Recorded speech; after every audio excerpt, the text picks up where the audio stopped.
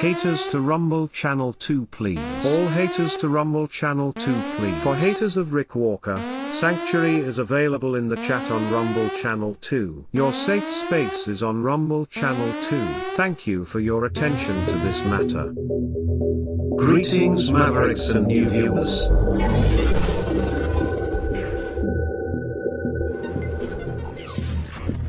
Tonight, direct and live.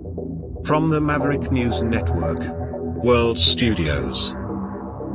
This is Maverick News with Rick Walker.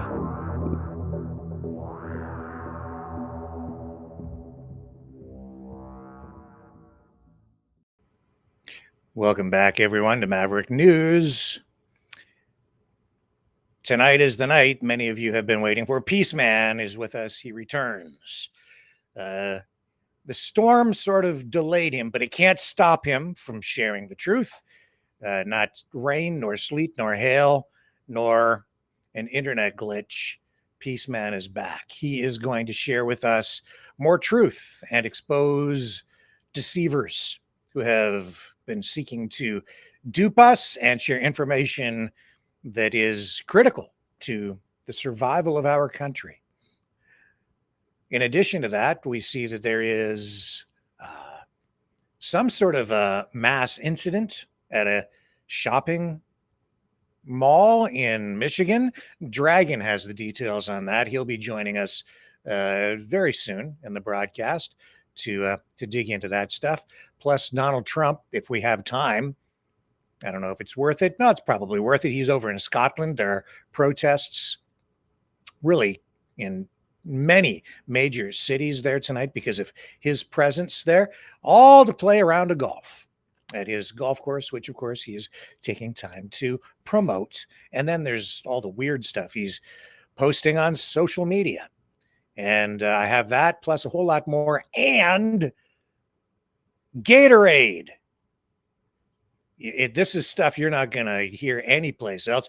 You think the ostriches are the key to saving humanity? You know nothing about the gators. Ostriches have nothing on gators. And I'll explain why. And I'll explain why we have to come together and unite. Put our differences aside to save the gators, to free them from Aligator Alcatraz. I'll be back on the other side of this with PEACEMAN and truth.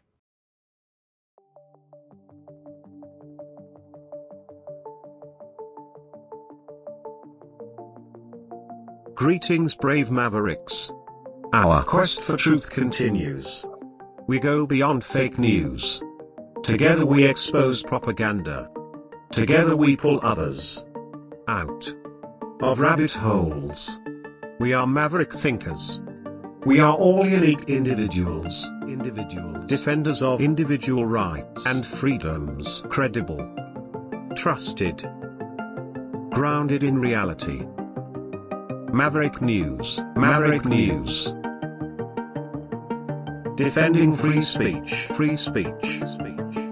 Donate at freedomreporters.com. Do it now. Tomorrow may be too late.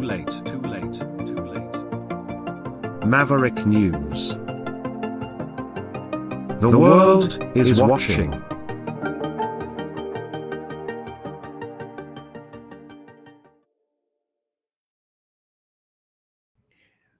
We're back. And last night, I know that we seemed to sort of jump on to an off-ramp and start taking a little bit of a different road because I stopped pulling punches and I'm inclined to continue down that road because the fate of our country is at hand. And to help us understand where we are along that journey, PEACEMAN returns.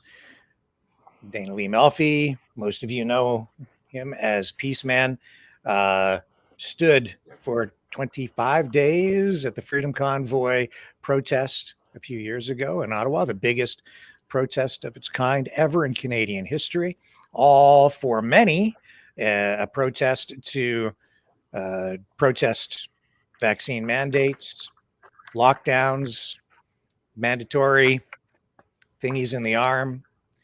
But for others, it was a moment of political opportunism, as has been coming to light.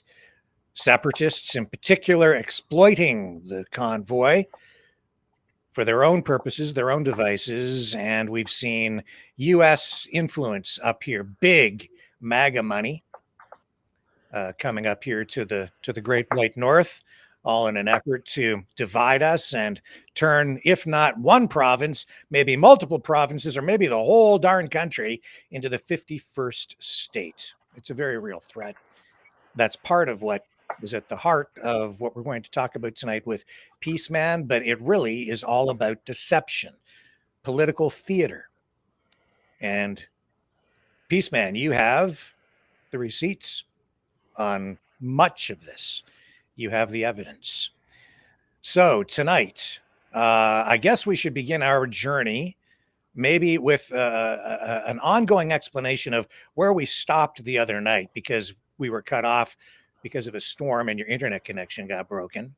But what is Fight Club? This is like a secret online group that was put together?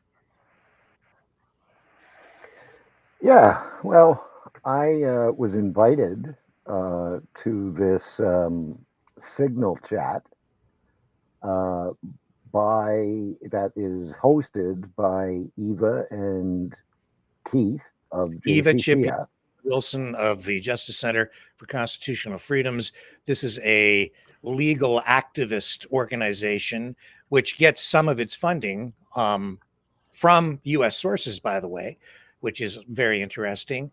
Has been Keith Wilson, very supportive and even active in promoting separatism, as we have seen, and was front and center. They put themselves right out in front and sort of hand selected the leaders of the convoy. So just to explain to people who those two people are, they are lawyers, and they are at the center of much of what went on logistically and at the very heart of the Freedom Convoy, which remains to this day sort of a pivotal milestone event in Canadian history, and certainly in the politics of the country. So I throw it back to you. What's important to remember here is they're not just lawyers for Freedom Corp or doing that. They were also the only voices at the EA inquiry for the citizens. But the Emergencies Act inquiry, which was the mandatory review of Justin Trudeau's use of the Emergencies Act after invoking it. Yes, and during that, this was the reason for the room, I was told. That's why that's important. The Signal Room online, the secret, as you say, clandestine was the word you used with me. The secret clandestine, which that's actually their word, clandestine online group. That is their word. And it is you see, it's right there in the heading. And I didn't see this heading until after I was invited. Once I was invited, I got in, and one of the very first messages I seen was, "This is Fight Club." And to me, I know all about Fight Club, and I'm sure everybody else knows what happens when you speak about Fight Club. This is not by chance or anything else. This is by design. Okay, there were very rich people involved in all of this, in propping these people up as the voices. And once they created the Freedom Corp on the 30th of January, what's important to remember is now they're directors of a corporation. And oh, you almost had it there. Oh, I can let it roll. Yeah, when when they show, it says Fight Club right after this, right there. And so when I got in there and it said Fight Club, you know, I start listening to what they're doing, but it's really just propaganda room. It was all about propaganda. And one of the first things was that there was going to be a Zoom meeting. And Eva was going to be the host of the Zoom meeting with Bathsheba. And who's Bathsheba? People, who's Bathsheba? She is another lawyer that works with them. Okay. And if you look at, once we look at a document later on, we'll show you that she wasn't just any lawyer. She was the one that was kind of orchestrating the group. So and you can see on the screen there, folks, also it says, and remember the first rule of Fight Club, which is, Dana, you don't talk about Fight Club.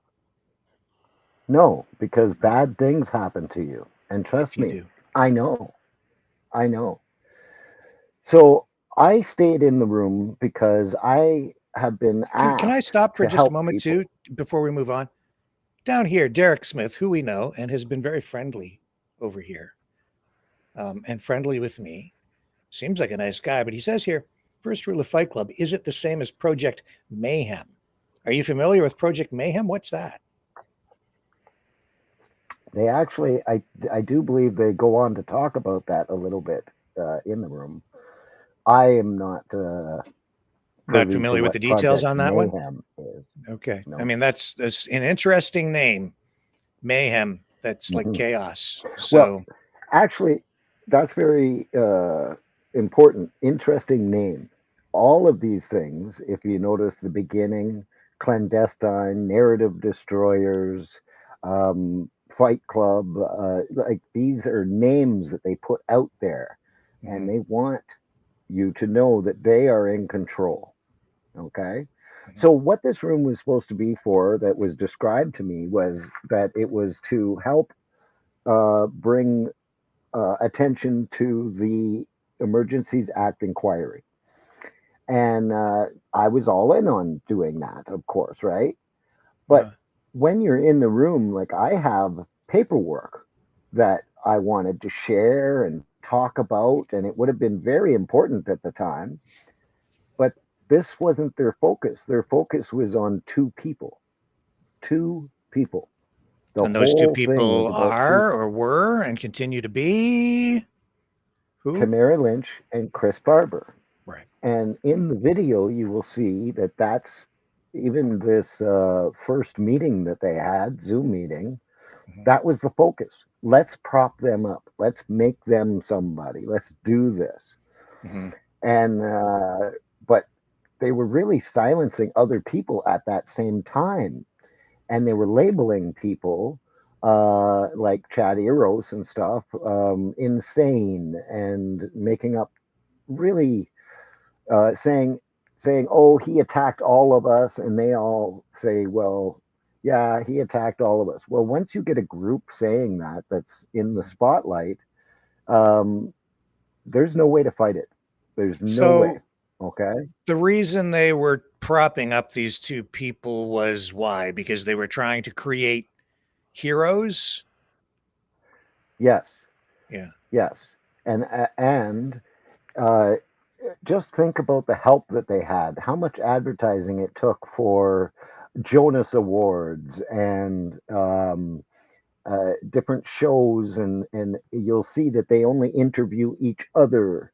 And you should really show the list of the people, because this is important as we speak, to understand the very important people in Canada that were in the room.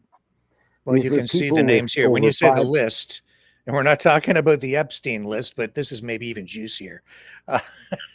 When you say the list, is this the list that we're seeing on the screen here, right here? Yes. Right. Okay. So, and you have to remember, there's different layers to this, by the way. Eva Chipiuk and Keith Wilson were lawyers for JCCF at the time. Okay. Eva is no longer a JCCF lawyer. Okay. and they have codes that they have to go by.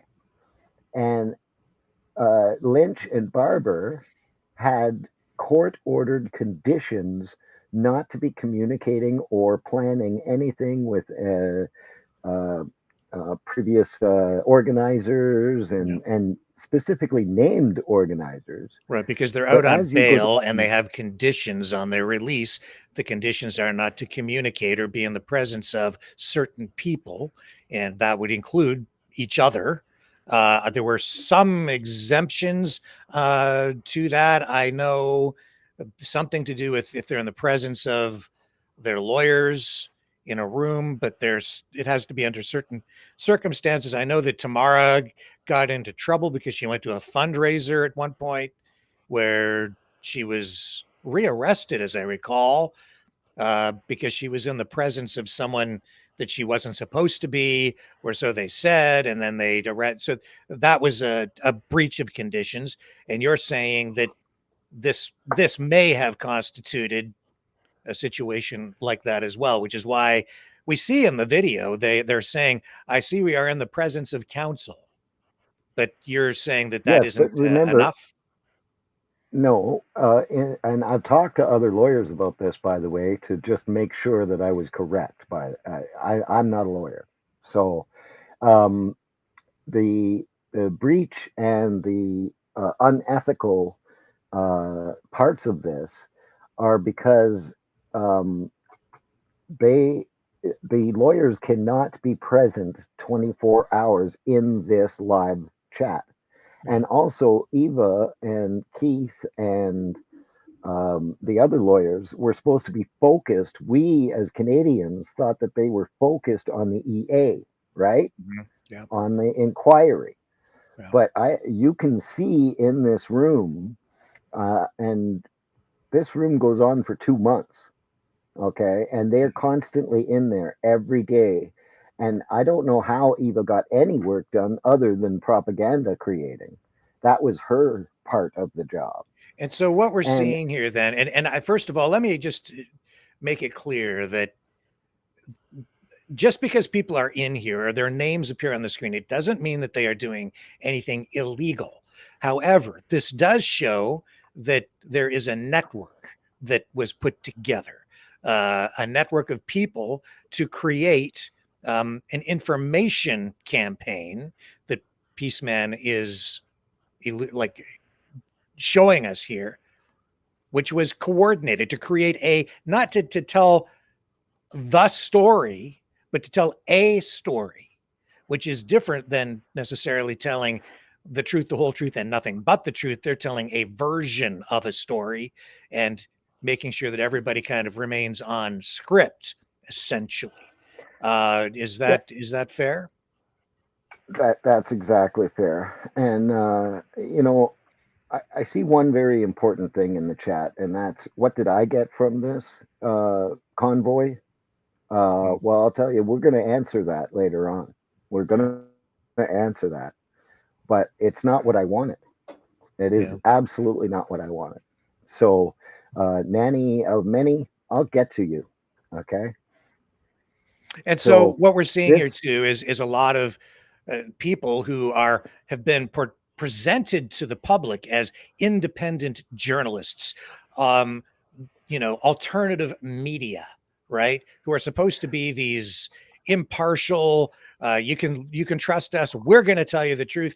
Don't listen to the mainstream media anymore. All they tell you is lies. Therefore, you should listen to me because I'm an independent truth teller. And in reality, what we're seeing in this room is they have put together a network of influencers, not journalists, who are there to spin a narrative, and they're getting their talking points in this group.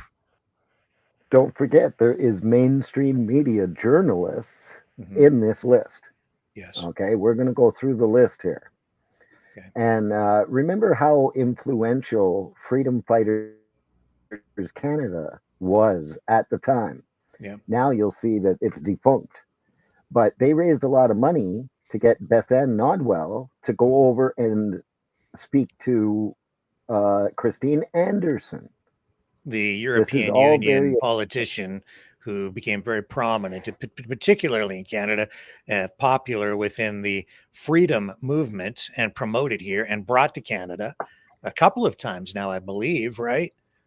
For speaking oh yeah. engagements and, big events and convention centers. So yeah, very, $300 a seat. yeah, yeah, big money And involved here. then you have the street level actors and like Daisy.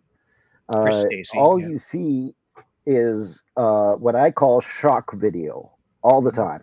All the time. It's created shock video.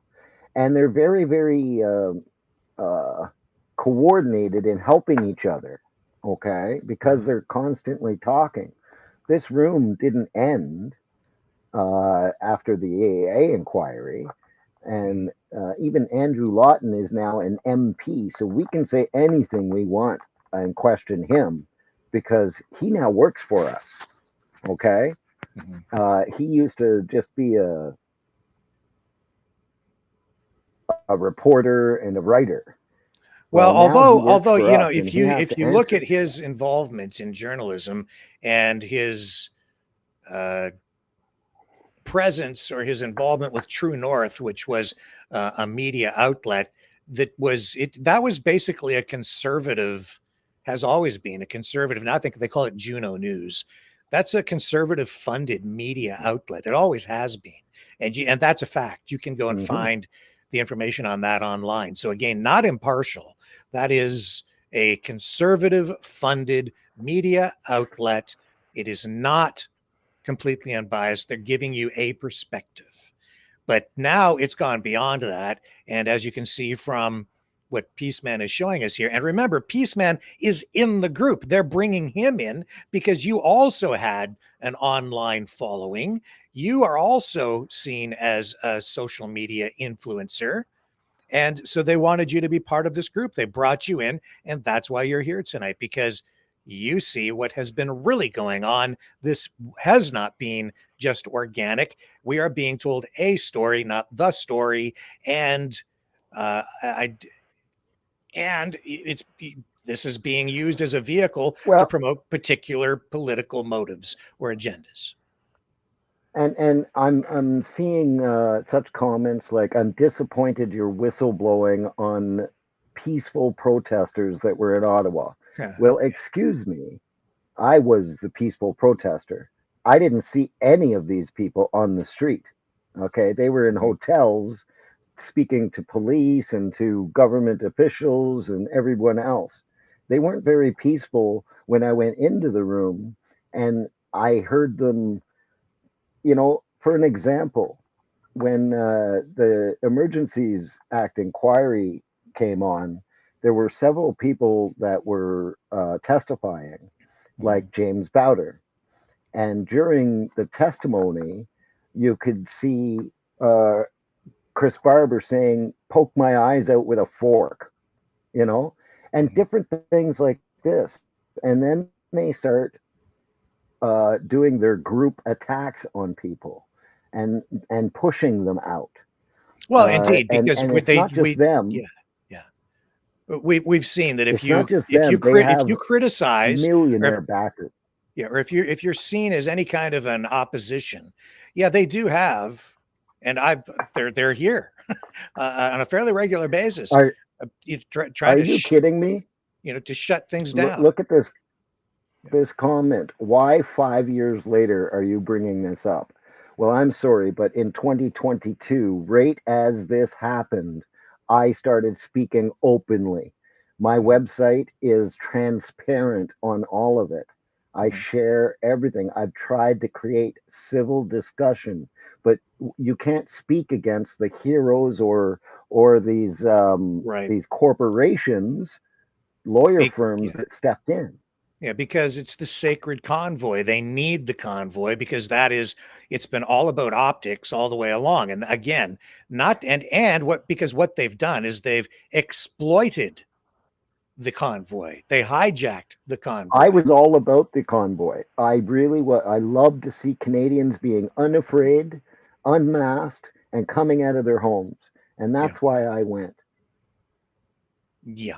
Yep. Because you were there for the specific purpose of protesting the mandates, the lockdowns, the I'll government just add, approach to the pandemic. I did not go to Ottawa to meet new friends, make a new family, or anything. I was very focused on holding the accountability. Mhm. I will get into it later, but I specifically stood in front of cameras um, to make sure that I could get that footage later on. Yeah. You know what I mean? Yeah. So, what I wanted to prove from what I seen from my own eyes was exactly um, uh, what you didn't see. The police beating on people. You know, it was Mhm. really, really, really, really disgusting. It really was. I Yeah. wanted to show you something here. Uh, there it is. Okay. So, uh, it's this one. No, I'll pull it up in a second.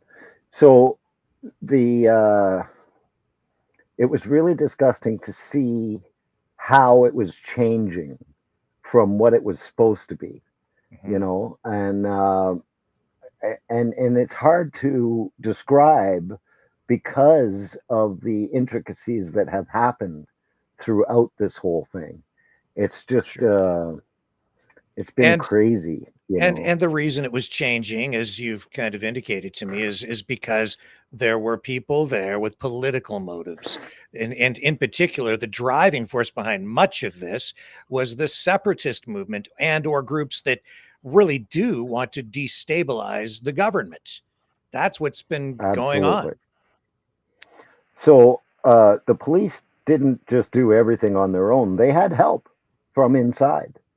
And one of the things I want to prove is that there is no way the officers did not know or ought to know the orders were given and actions taken were unconstitutional.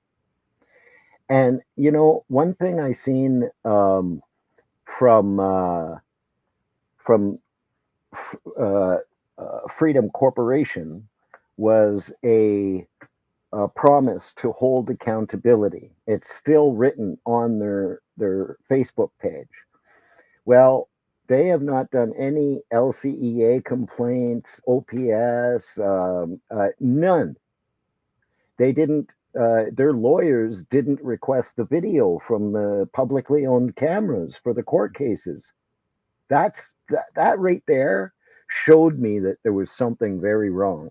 And remember, I went into contract with the Justice Center of Constitutional Freedoms, and they broke their contract just before I went to trial. Right, because they decided to only represent certain people, and those people have been the people that have pushed forward and helped them stay on point with their narrative. And that narrative is what was presented in part during, some of these clandestine fight club meetings that you're telling us about.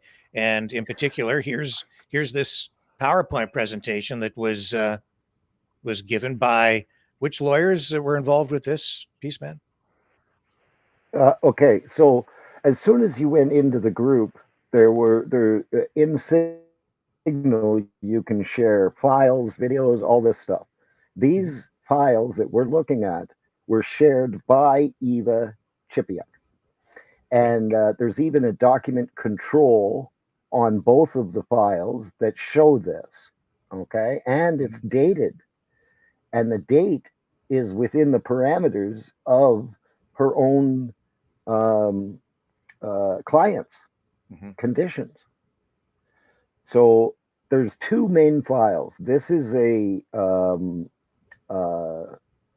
a Word document, and then there's the PowerPoint. Yeah.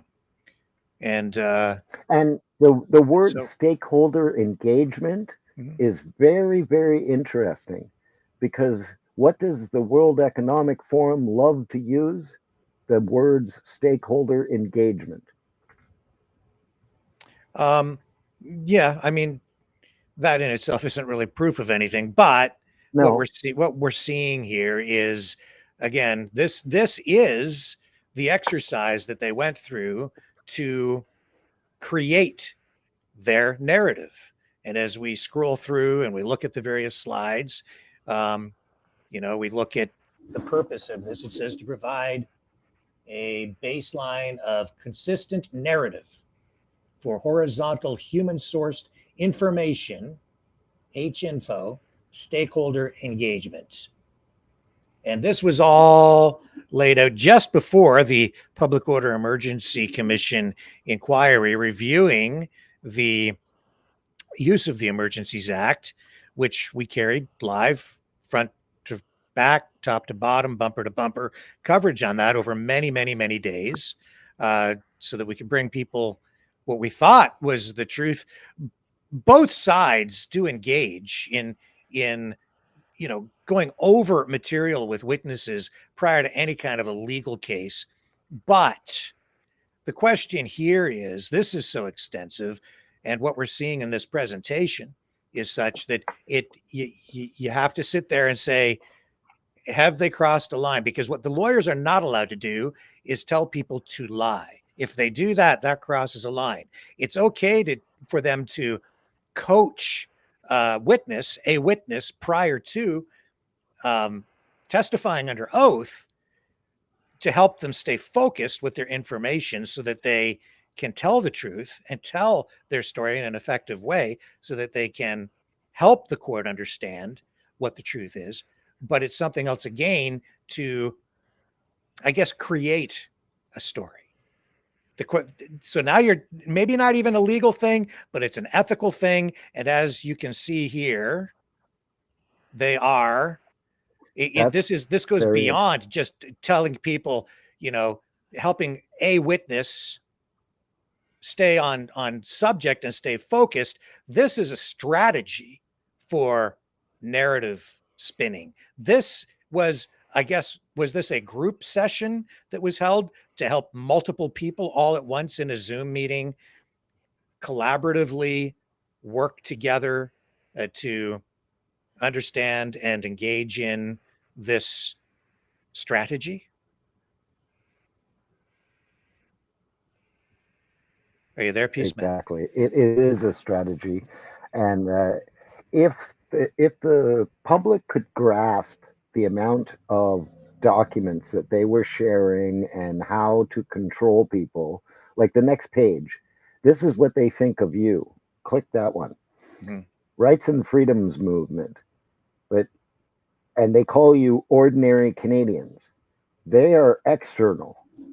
Okay. Mm-hmm. And they have external people. And executive government is within their circle, if you see that. Okay. Mm-hmm. This is the way they think about how they're going to control everything. These are documents they made. And so again, the real point, I think, just the simple point that is perhaps most important for people to take away from this is what we've been engaged in, what we've been, presented with has not been some organic movement of just grassroots people just rising to an occasion to push back against government mandates. This is a coordinated information campaign with big money behind it. It is to mold what we're seeing now, 4 years later. Now we see this huge separatism. I'm a proud Canadian. I don't want my country, and I will speak up against anybody that wants to separate my country. Yeah. And this is what they're trying to do. And you can see now that their fame and their fortune is being put into not fighting for your rights and freedoms, but for separation. Yeah. Even on the heroes' social media, you see this. Yeah. But you're not allowed to say anything. No, you're a bad person if you say something. Yeah, and the people trying to silence people like yourself and even me are the same ones who sit there and scream and complain and say, too much censorship. We need more freedom. And yet they are the most aggressive about shutting people down that they don't agree with, or someone says something they don't like, and they'll throw the mob at you. You know, there's a lot of influencers and shows out there highlighting things that went on. Um, I'm just going to get to a certain picture. Okay, you see this? This is not to brag, but this is to show you an example. I was the most photographed and used individual during the time with media around the world. But as soon as the protest was broken up, I I was asked by all these groups to help because of this, but because I wasn't on board with listening to Tamara Leach read off demands to our country as a corporation, Yeah. and I spoke out against it, my voice is mute. They have all blocked me. They will not let me on their shows or anything. There's only a few people that have the balls to try it. Well, that's why you're here, because we're not beholden to anyone. And I said from the beginning, when we resurrected this news platform, which was in existence long before any of this took place, and then it was shut down because this platform was created in the earliest days of YouTube originally, and it just wasn't. It was so early, so young that the platform wasn't viable. But when the Freedom Convoy was reignited, I said to Brendan, who is here and helped me get things kickstarted again, I said, it doesn't matter what we see, if it's the government or people on the other side, if it's an individual, whatever it is, we're just here to try and bring people the truth. And if somebody does something bad here, we're going to let people know that. And if somebody does something bad over there, we're going to let people know that. And the same with anything that's good that happens as well. And so here we are, all this time later, Freedom Convoy, the sacred convoy, still at the center of all this political turmoil that we're having in the country right now. And we've got you here, Peaceman, to bring the receipts and show what you've actually uncovered, because they brought you into the fold. They showed you what was really going on as they tried to really, I guess, even take advantage of your position and your prominence, your profile on social media. It was an error of the because they seen that I had over 500,000 people watching every day on the different platforms I was on. They thought that they could coerce and bribe and all these things with me. And I'm sorry, I'm not that person. I just am not. And if I see wrongdoing, I call it out. So it was like when the Tupac thing happened. Up until that point, I had no haters. I had And none. I But may I stop for just spoke a moment out to against explain. it. The Tupac thing Yeah. was a church in Ottawa was sort of leased, although there was a dispute over payment, but it was leased by a group that sort of turned things into a circus there. It was not really clear what the motive was, but they were associated with the freedom movement at the time. Everything got really weird. There were protests and conflicts over there, and they acted like a bunch of crazy circus people or something. It was just stupid and crazy and, frankly, at times insane. Uh, it was very strange. Yeah. So when I was, this is going to come back to nano of many. When I was in Ottawa, I not only noticed what was happening with the takeover, I call it the takeover, okay? Because they actually tell you that in a video that they took over.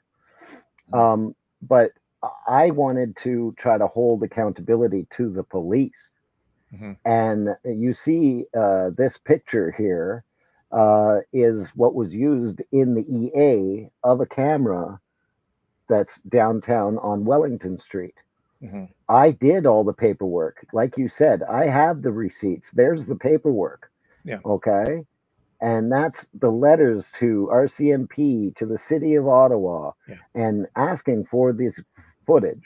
So Because yeah, that's and what I I mean, wanted you're to get upset. out of this. You're upset because a lot of people arrested that you think were arrested unlawfully. You know, a lot of things not handled properly on the government side too. So you're trying to hold those guys accountable as well. And I did find out some really wild information that should be out there in the public. It's very important Hmm. that some of the arrests were not made by Ottawa Police Service. Yeah. They were actually made by RCMP, but Yes. in the disclosures and in the courts, that information is not there. Yeah. And it's Well, not in that's yeah. Project Natterjack. Yeah. Which Project Natterjack is an RCMP review of um, the police response and government response after kind of everything, after the dust sort of settled near the end. So they were reviewing everything. That's what Project Natterjack was. But so and we're going to bring you back, and we can dig into some of the stuff on the police side in more detail on another occasion. um Yeah. I'm sure you kind of want to do that, but I kind of want to stay kind of focused on the road that we're on at the moment, without getting into the nitty gritty of the documents and the arrests and the filings for freedom of information on those particular matters, because they're complex Because in and of this themselves. trial of the century, the Mhm. longest mischief trial in history, Yeah, is going on. This is your news right now, Canada. right, right. And That's this why is we're very talking about it. important to that news. It is so important, in fact, that the Wall Street Journal editorial board, I believe it was yesterday, yes, it was yesterday, published an op-ed saying, essentially that the government, like, what's the big deal? Why are you still focused on you're so focused on political dissent? Because what the Wall Street Journal editorial board is not aware of, or maybe they are, and they don't want to admit it, or maybe they're part of the problem. Maybe they're part of this psyop that was perpetrated on Canadians. Uh, is that it's the separatist movement that is at the core of much of this, and this political activism is present in these mischief charges, because it's all about the 51st state stuff. It's the tariff war. It's Trump. It's MAGA money. It's foreign political interference in our country. That's what this is about. It's about also big money and people with political aspirations, even within our own country, the Conservative Party. It's about Joseph Bourgault, who had political aspirations and was there campaigning, again, not necessarily doing anything illegal, but Chris Barber worked for the guy. He was there financing a lot of this stuff, paying for hotel rooms, ended up running for the Conservative Party leadership. We saw that the Conservatives went through a leadership change as a result of the convoy. So while the convoy itself didn't result in an overthrow of the government, it did result in something of some might even say a political coup within the Conservative Party, because Aaron O'Toole, because of the convoy and the internal pressures and conflicts that the convoy created within the Conservative Party itself, Aaron O'Toole stepped aside as leader of the Conservative Party, the official opposition in Canada. And that paved the way for Uh, Pierre Poilievre to then, through the leadership convention, become the leader. But part of that convention involved people like Joseph Bourgault, Grant Abraham, who were cast aside by the party itself. I mean, that's inner workings of party politics, but these are the dynamics at play. There were many things going on at the same time. And I'm not saying that these particular politicians are separatists themselves, but you do have within the Conservative Party this strong separatist element, in particular from Western Canada, from the UCP, the United Conservative Party, the Alberta Prosperity Project, those separatist elements have really kind of taken control of the UCP, and they have their tentacles directly into the Conservative Party federally as well. These are the nuances, the gray areas, the things going on behind the scenes people are not aware of. That's largely what was at the center of the storm that came to Ottawa, and big oil money. And one of the reasons why I'm on the show is because I have been making these posts like you see here, and all the links are there so that you can get the documents, and these are what he is showing you right now, okay? Plus a lot more, because we can't show everything on here. There's just so much, you know. So, and there's a question, what was I arrested for? Well, that is a really good question. I'll tell you that much. Give me 1 second here. That the top paper is my arrest at the time. It does not even match the bottom one when I actually went to trial. They've changed wording, and they did this with a lot of people. But when you ask the lawyers, why does it say court order? And then when I went to court, it doesn't, the word court is gone. Well, they tried to say that it was because of the Ontario emergency. No, the only order that was in place was the EA. So these arrests were made under the Emergencies Act.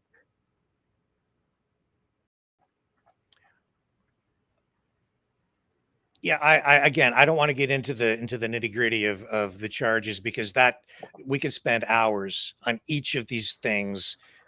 There's just, because it's all legal stuff, right? And we could talk for an hour about whether an arrest was lawful, not lawful, constitutional, unconstitutional, deep questions. We'll just spend 2 hours just discussing that without getting into the broader, aerial view of things, so people can understand the significance of all of this right now, which is that the country is facing an existential threat. We appear to be at war even with the United States in terms of a trade war, with the ongoing narrative about 51st state. And it's not a pie in the sky thing. It's not something to be downplayed. Just yesterday, Rod Stewart at his concert making reference to the issue and coming out in support of Canada. And we see the social media influencers, who were in that group. Even just yesterday, I ran a little clip from this guy who is basically a traitor to Canada and is one of these influencers who keeps spinning the narrative that has evolved since then in order to keep it relevant. It's evolved to really that Canada should be taken over by the United States. This guy isn't pro Canada. He's there promoting Canada being taken over. But I think that this is exactly why America needs to take over Canada. Not with a military ground invasion, not by stripping people out of their homes, but by an economic merger, or, I don't know, just simply 51st state. Because so that is the new kind of warfare that's out there. That's exactly how Donald Trump wages war, is through economic warfare. He's treating us like the enemy, because to him, Canada has become the enemy, because he's a coward anyway. He won't stand up to actual bullies. He goes around the world picking fights with his friends and people who depend on him, like Canada. My But friend, that's, they are all that's cowards. not a sidebar issue. That's really at the center of much of this. And guys like this who are clearly compromised. There's a lot of cowards. What they do is, when they're in place and these big groups are put together, they all block you at the same time, at the same day. If they don't like you, they discuss it in the room, and then you're blocked by everybody at the same time. Yeah. I can't show you that but I can tell you, and either you can take my word for it or you don't. Yeah. And the ties to the separatist movements are very clear. The tentacles are very clear and actually fairly easy to follow as soon as you kind of clue in, right? Because you have, and you can please comment on this as we proceed here, but Tamara Lich, a known separatist, Wexit, Maverick Party. Tell us what you know about Tamara Lich and her ties to Canadian separatism. Well, she's taken oaths to Wexit and the Maverick Party to separate this country. I wish I could show you the actual documentation. And I find it extremely weird that this person in 2021 was a high-level separatist in two different groups that we know of, that we can document, and all that documentation is now scrubbed. Anything with her on it before 2022, even her personal life was scrubbed. Why is that? Okay. I don't scrub my life because you can look back on me to the beginning of the internet. You know, and her oath is to create a new nation, a new nation. So all of a sudden, 2021, she's saying, I want to create a new nation. 2022, there's pictures of her sewing a flag. Okay, like I literally, every time I see that picture, it makes me gag.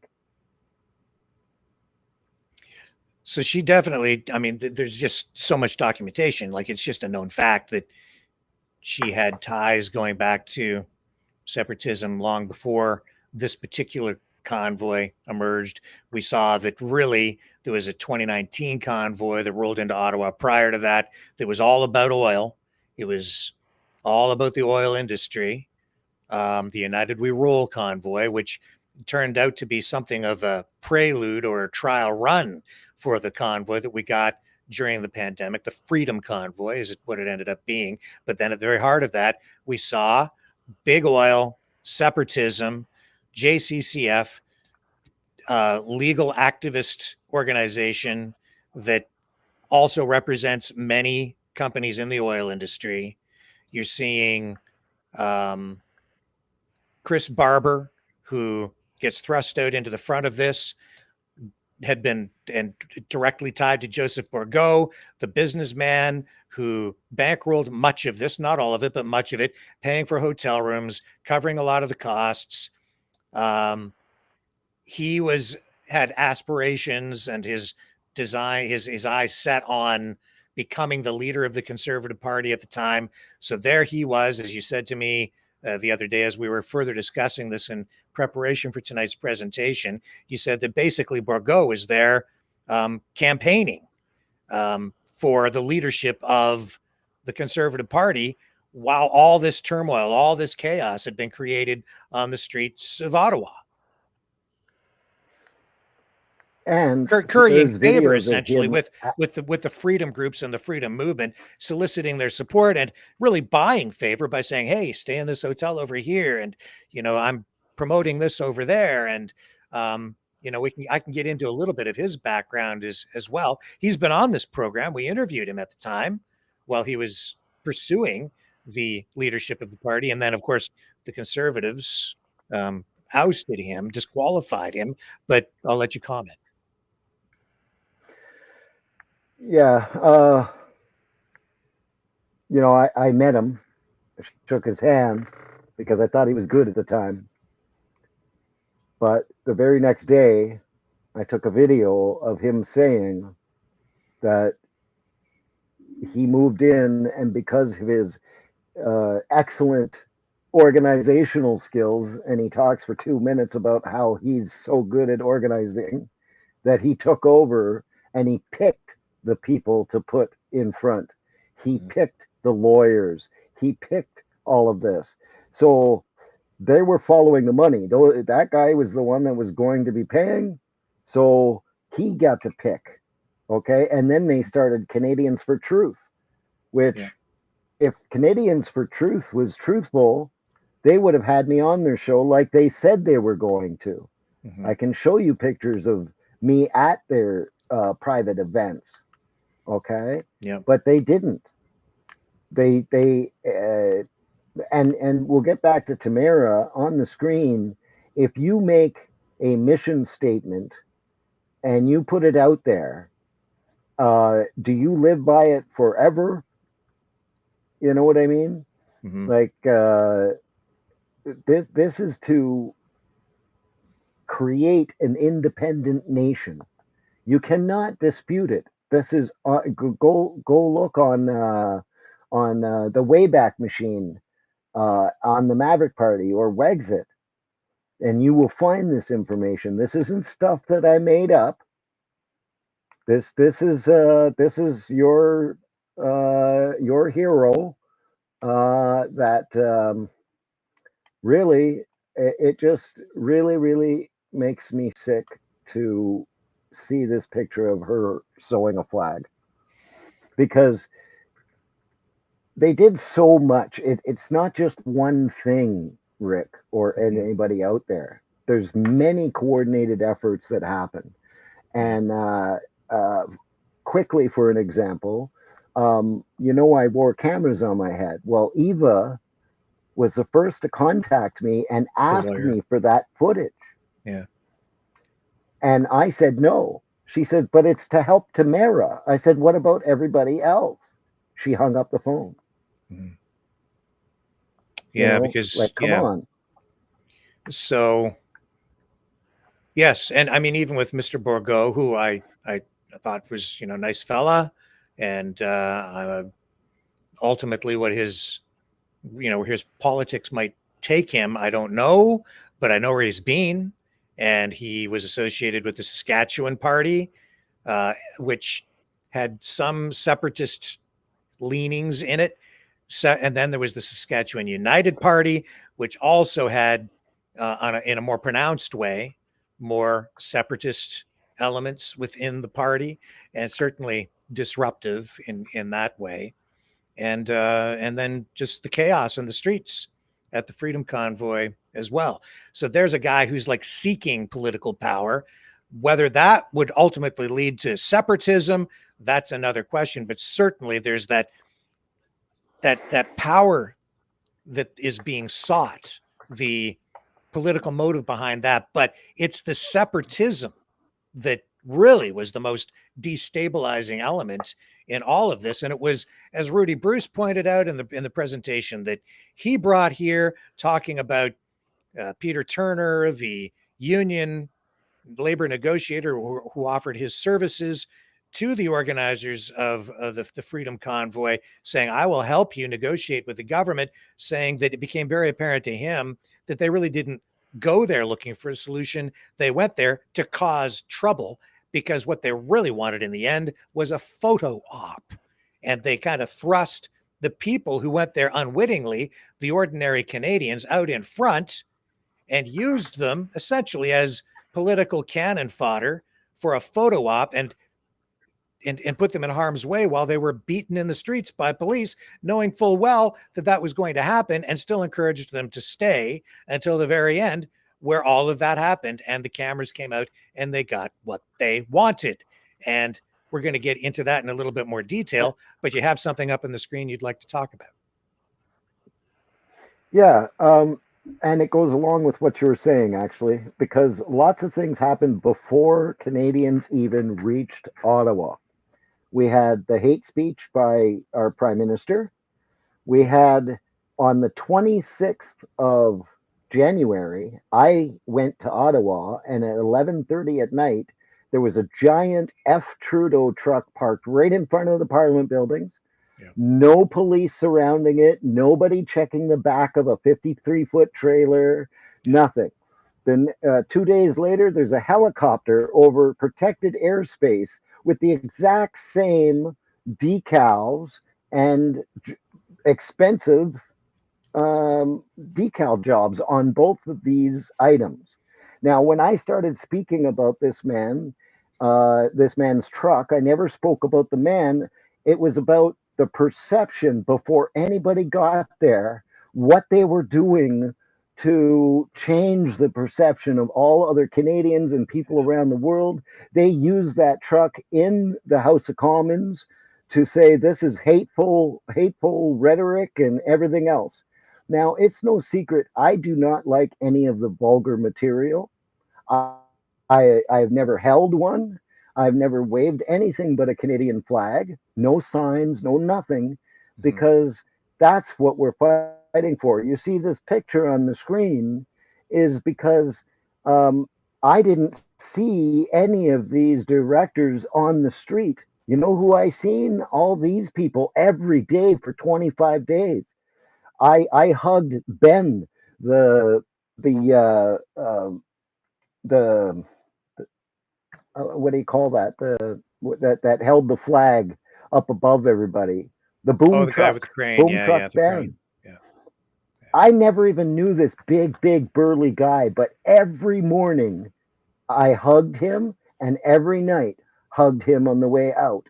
We didn't know each other, but these are not the people that are being lifted up. It's the people that were in the hotels speaking to the police and on the phone with Brad Wall 25 times, but they didn't say anything.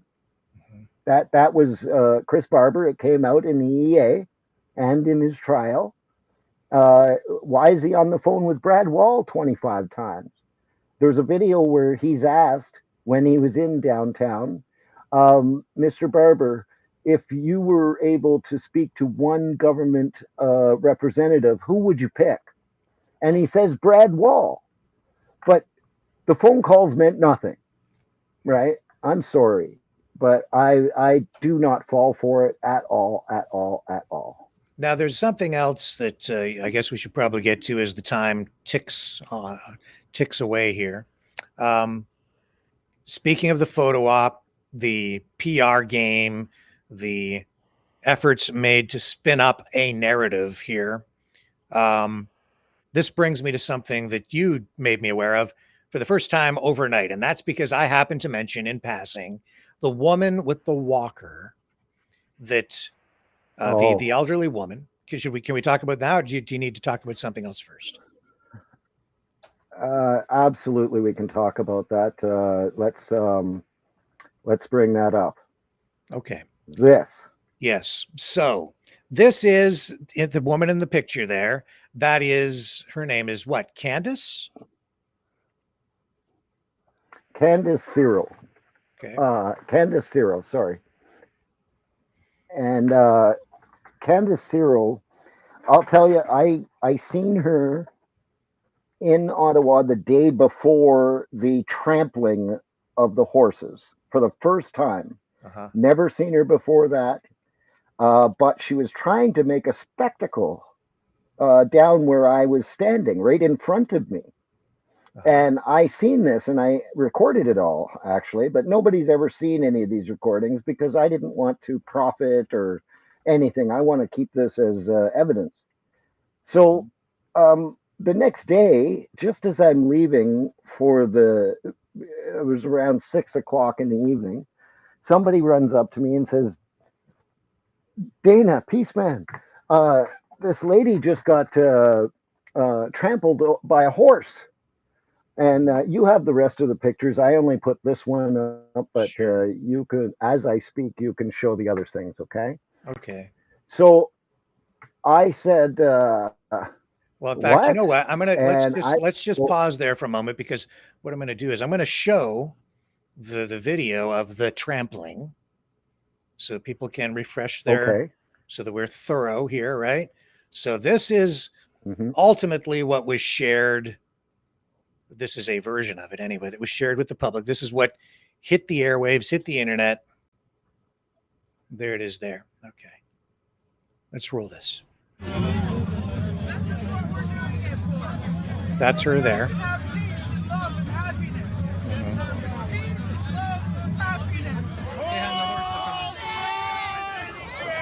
Right after that, the 49-year-old woman who uses a walker was run over by Toronto Police Service's horses that rolled through the crowd. Onlookers were heard yelling at police to stop. Stand down! Oh my gosh! Oh my goodness! Oh my goodness! Look what you did! Look what you did to her! Look what you did to her! Look what you did to her! You trampled on the lady who was inaccessible! The video was posted to YouTube and watched 34,000 times. The woman has been interviewed by the Special Investigations Unit. They say she sustained serious injuries. Her family in social media posts said that that includes a broken collarbone. But she does not want to speak to media right now, according to her family. APTN isn't naming her. Okay, so when I saw that, I was enraged. I was just fit to be tied. I was so upset and so angry that that would happen to that woman, I have to tell you. And I held on to that emotion for a long time until I started to see a pattern, which is social media influencers running into the middle of protests while rolling video, until I saw Rebel News putting cameras with bright lights into the faces of newsmakers as they walk into buildings, getting people upset and getting arrested over and over and over again. And then I said to myself, in the 30-some years that I've worked as a journalist, how many times have I been to protests? And of all those probably thousands of protests I've been to over the years, how many times did I end up being arrested or even get into any kind of like really serious altercation with anyone? And the answer was zero. Zero. And then I thought, I better start questioning a lot of what I've been looking at, because it seems like a lot of this might just be theater. And that's where the stuff you sent me overnight comes in, because I was questioning last night that incident, and I was still holding on to that emotion yesterday. And I said, decent people do not let an elderly woman with a walker sit up at the front of a protest where you know police are coming to lay hands on and exert force and possibly beat people with batons, or maybe worse, and we did see worse. You don't put the most vulnerable people right up in front. You protect those people. You say, you go back over there, you go to the hotel room, you post on social media, we'll take the beating in the street if that's where this is going to go. You don't put the most vulnerable person right up in front unless you're a complete jerk, or unless it's accidentally on purpose to get the photo op. So those are the possibilities, and you were there. And I didn't know this, Peaceman. I didn't know this until you sent me this material overnight. I am shocked and disappointed with what you are about to share with people here tonight. What's the real story behind the woman with the walker? Okay. You know, there's no easy way to go about this. There's no. All I can do is tell you exactly what happened. That's all I can do. It's up to you to decide. And I can share something that has never been shared before. I did not even share it with Candace when she asked me afterwards. So I, for the first time, shared it with Rick tonight. So,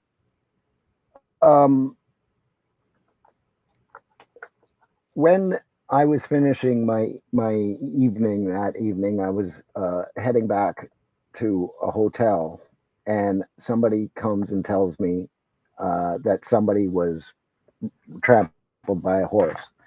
Now, I had never seen any of these other videos or anything else, and I already knew the truth because I was there. Mm-hmm. And just about 20 minutes after she was trampled and pulled out of the way, the police didn't arrest her. And by the way, there was no wrongdoing found by the police investigation. because what you've seen there was one video, but there's other videos that show people behind her and her thrusting herself in there. Okay. And there's video of it. I can show it to you. So as I'm walking to the hotel, 20 or so minutes later, I see Candace Cyril with her friend. That's the next picture.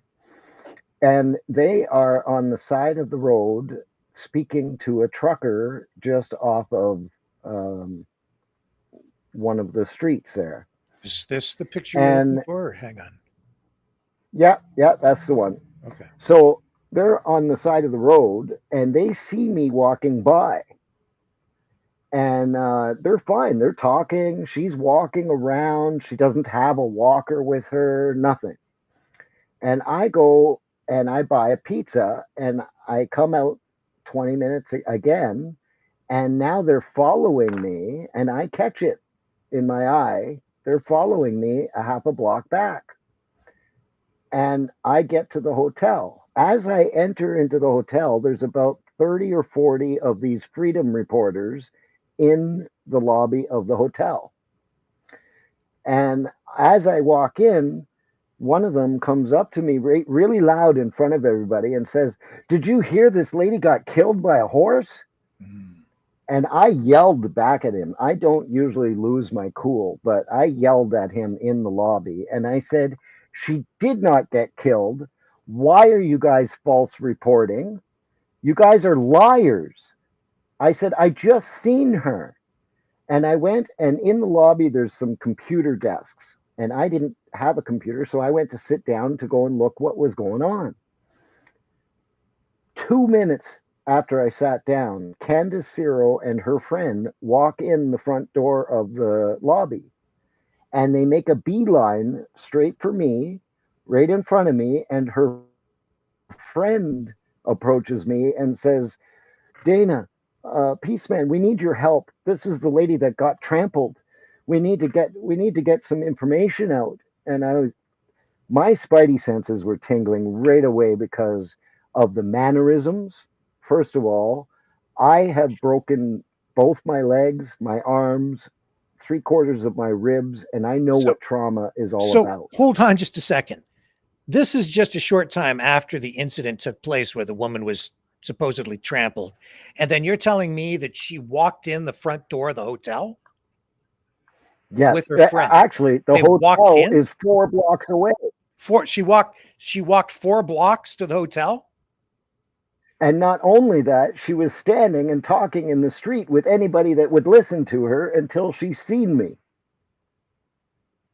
Okay, so let's continue. After she got trampled with the walker, she walks in the middle of winter in January 4 blocks and then walks into the hotel. Let me ask you this. This is all new information to me. Did these other social media influencers see this? They were there. Yeah. Well, I'm going to get to the good part. I'm going to get to the good part. Okay. I put them in their place when I walked in the front of the hotel. And by the way, Chris Barber was standing right there at the lobby at the front door. He didn't go outside. He was standing inside. And I walked up and I shook his hand first. It was the first time I ever met him. So I shook his hand and I said, "Hey, we're doing good out there." And I walk away. And I come around the corner and all these media are there. And one of them, with the last name of Smith, says, "Did you hear about the woman that got trampled and killed?" And I blew up on him. And I go and I sit at the computer. Her friend comes up to me and says, "This is the woman that got trampled by the horse." And I said, "Well, first of all, sit down." And I kicked somebody out of a seat that was right in front of me. And I said, "Sit down." And I could see something. So I said, "So I want to ask you first, are you okay?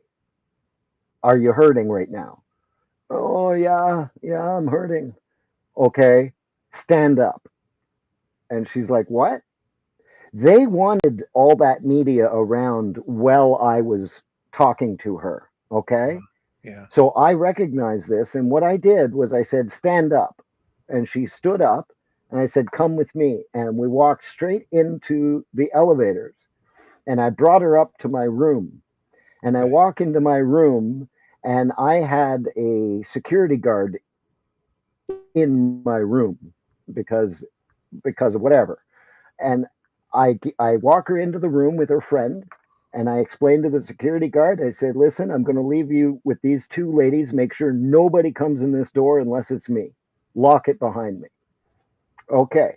I didn't even talk to the two ladies, by the way. I could see she was not hurt. I'm sorry, but I could see that she was not hurt. And I know what acting looks like. Mm-hmm. So what I did, I immediately walked out of the room and I dial 911. And I have a 22-minute conversation with 911 about how I do not believe this lady is hurt, but she's saying she is, so we have to get her help. And they said, well, how do you know she's not hurt? And I said, well, she's complaining of a dislocated shoulder and holding her shoulder in this particular way. And I said to the lady on the phone, I have two dislocated shoulders. And by the way, I don't talk about my disability very much, but that's one of them. I have two dislocated shoulders. Okay. And I deal with it. I wear a brace at night so that my shoulders don't dislocate in the middle of the night. So I'm very familiar with it. That's the point to that. Okay. So I have this discussion with 911. They say, okay, we're gonna send an ambulance. We're gonna send the paramedics. I said, okay, do not stop at the front desk. There's a ton of reporters downstairs. Come in the door, go around the corner, come in the elevator. And that's exactly what they did. And they came up, and I walked in the door just before they got there. So there was no pre-talking or whatever with these girls. I sit down and I take that picture with her. Does she look hurt in that picture? Is she crying? Is she in pain? No. Then the paramedics come in and I step back and I took two videos while they were checking her. Okay. I have those And videos she here. didn't. Yeah. So this is just about an hour now. Remember, 20-minute walk, 20-minute wait at the pizza, Sure. 20 minutes. I think 20 minutes on the phone. This is part of the video that you sent, so I could review it. Well, you may not be able to hear the audio. There's two orders. Okay. Is this the one you want to see? Hi. Dennis, do you have that one or the other one? Yeah, that's the first one. That's the first one. Yeah. You said you may have some allergies. Do you have any allergies to any medication? Just penicillin? And I know you said you don't take anything for your pain? No. No, for your blood pressure, but do you take any prescription medication for anything else? Okay, so you were there. Okay, let me comment on this video. What you heard, okay? Right now? Is it the shoulder? Okay. You heard her voice all broken and crackly. 2 minutes before, she was perfectly fine talking, okay? Perfectly fine. Then they enter the room and she's crackling. She starts holding her belly. Now let's go to the next video because this is where they actually start inspecting her. The shoulder right now. Okay, we're gonna go try and take a look at your shoulder. I'm just gonna go run my fingers along your neck and your back and over your shoulder and your collarbone and stuff like that. You tell me where the pain starts. And if we can't get this arm out of your sleeve and you're saying it's pretty severe, it's possible we just cut the sweater off, okay? I'll get it off. Don't cut nothing. All right. Are you gonna take your glasses off? Any pain in your neck at all, Candace? Pain running down your back at all? Go up, up, up, up. Yeah? What about here? Yeah, there's some in there. Gotcha. Do you have any pain on this side? Right now, this machine is gonna freaking explode my fingers if you don't stop it. Nice It's going and down slow. right now. If you relax your arm. Some nice slow deep breaths and the blood pressure machine will stop shortly, okay? What if we go over here on this side, on the shoulder? Right there? Okay. Let me keep going. Do you have any pain in your arm? Your upper arm here? You should have waited. Oh. Do you have any pain in your upper arm, Candace? Stop touching for a minute. Let the blood pressure cuff work. She's more worried about the blood pressure cuff Alright, than we'll have to try with the the blood pressure injuries. again later. Is it okay if we keep looking at your arm? She had no problem hugging I'm going to me do a quick manual. very it won't go so hard bad for you. just a minute before this.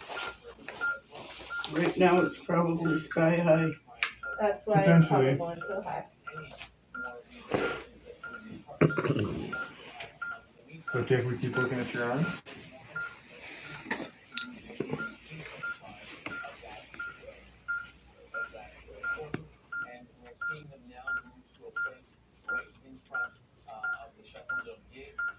Man's gonna take one on the other side. We'll get an accurate blood pressure.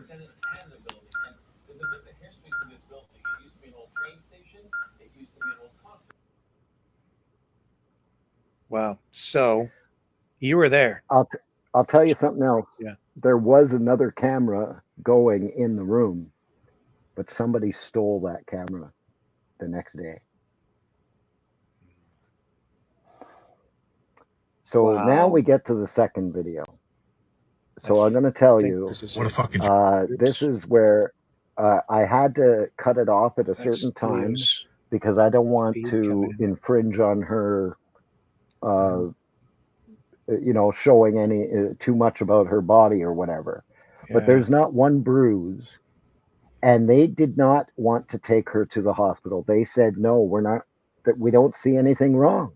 Uh-huh. So show the second video. Yeah, I had Facebook up there for a second. Hang on.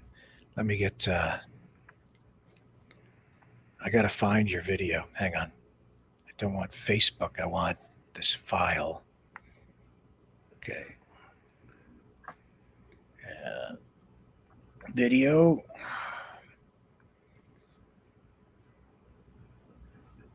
Little confusing here. So you want the, I believe you want this one.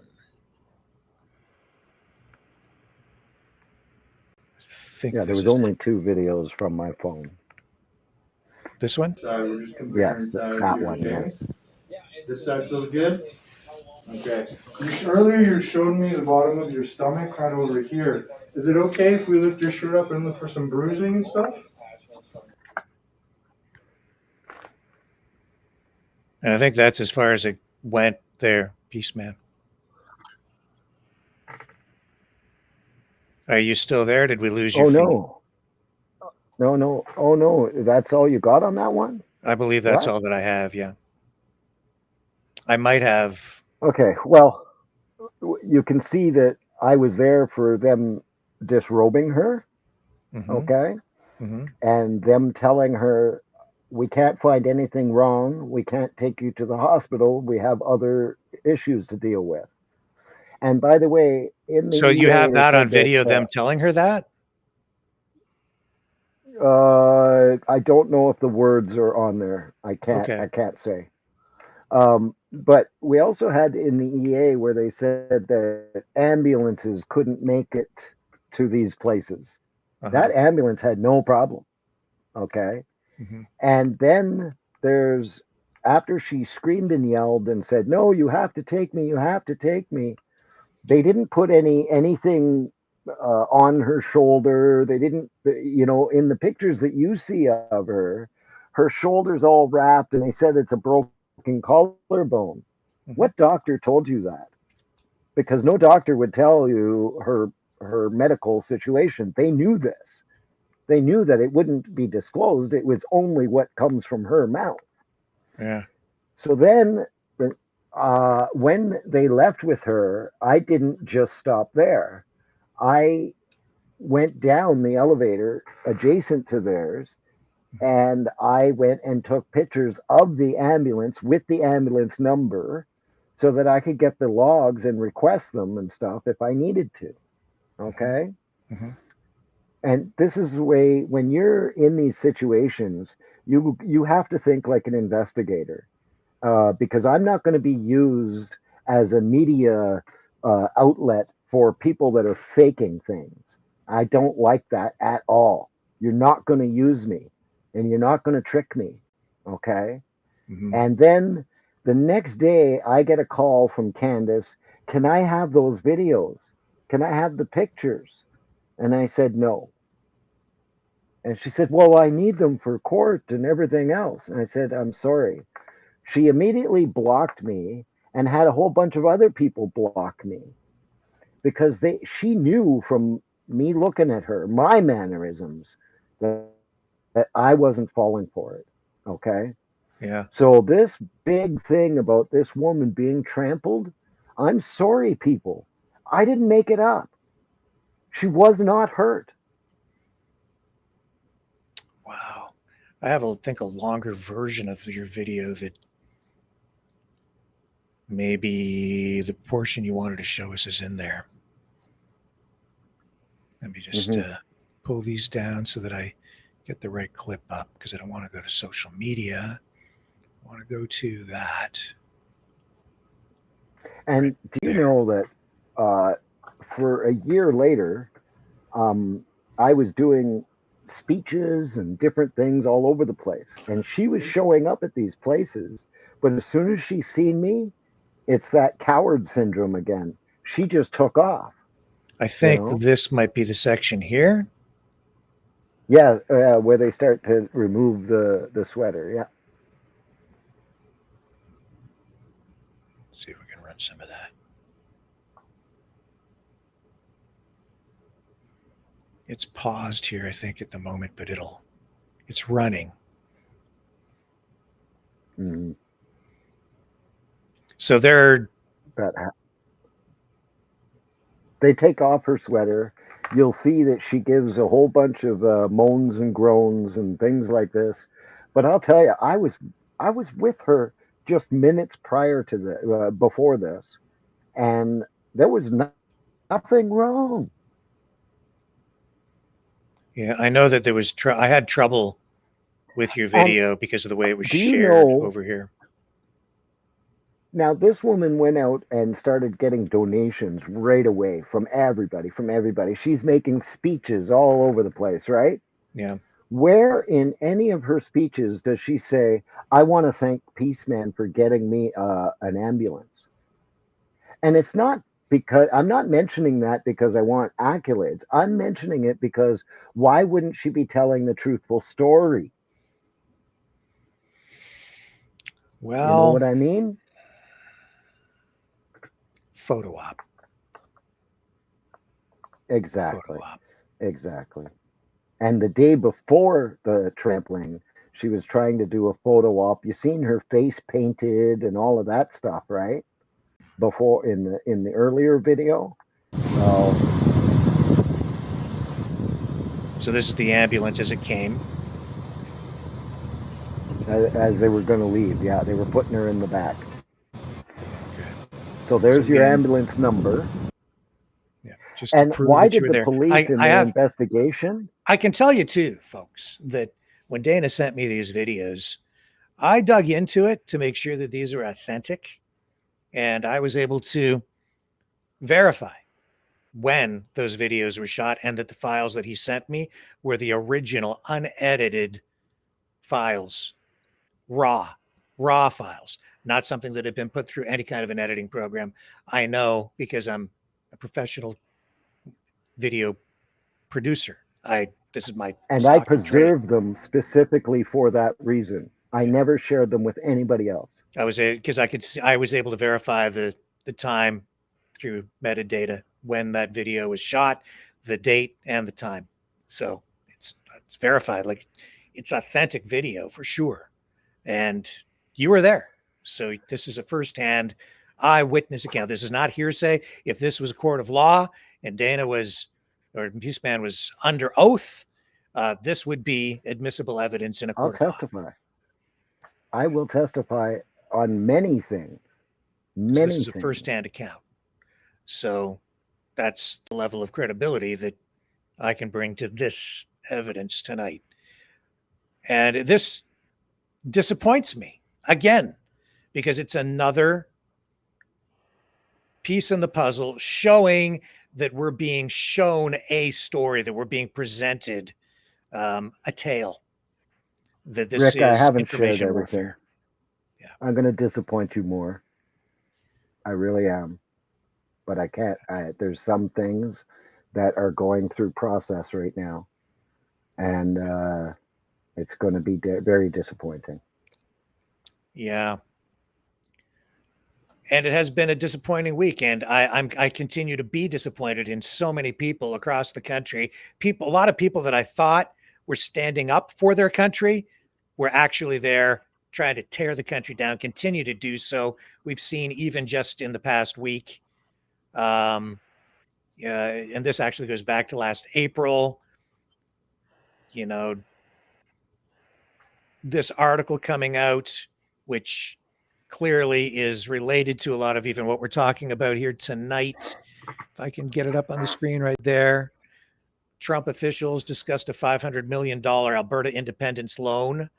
This coming from the delegation that went down to see the Trump administration to talk about Alberta becoming the 51st state or splitting away from Canada as an independent country, or an independent state of some kind.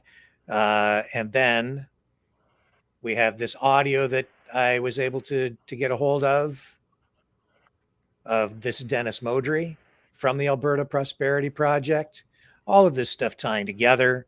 Ran this just a couple of nights ago. I'll share it with you again here. Talking about that meeting with the Trump administration, the pledge of financial support. And here's what was said in this meeting with APP, or Alberta Prosperity Project, and Alberta Separatist supporters. And so there's a couple of things I'd like to share with you that I didn't already. One of them was our trip to Washington on April the 22nd, when Jeff Barath and I met with senior U.S. administrative officials, just a couple steps away from the president himself. When we walked into the conference room, the first comment, just as we were sitting down, was, "We recognize and support Alberta becoming a sovereign nation." That was the first comment. And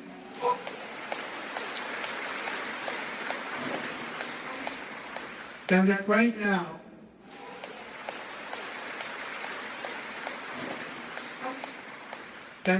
now, to your point, Peter, right now, Alberta 51 isn't on the table, but it could be at some point in the future. You're absolutely correct. So there we're seeing the pledge of money, pledge of support. We also know from as much as people are upset about the information being leaked, we know that 60% of the donations from the GoFundMe came from the U.S. side, from U.S. sources. Big money.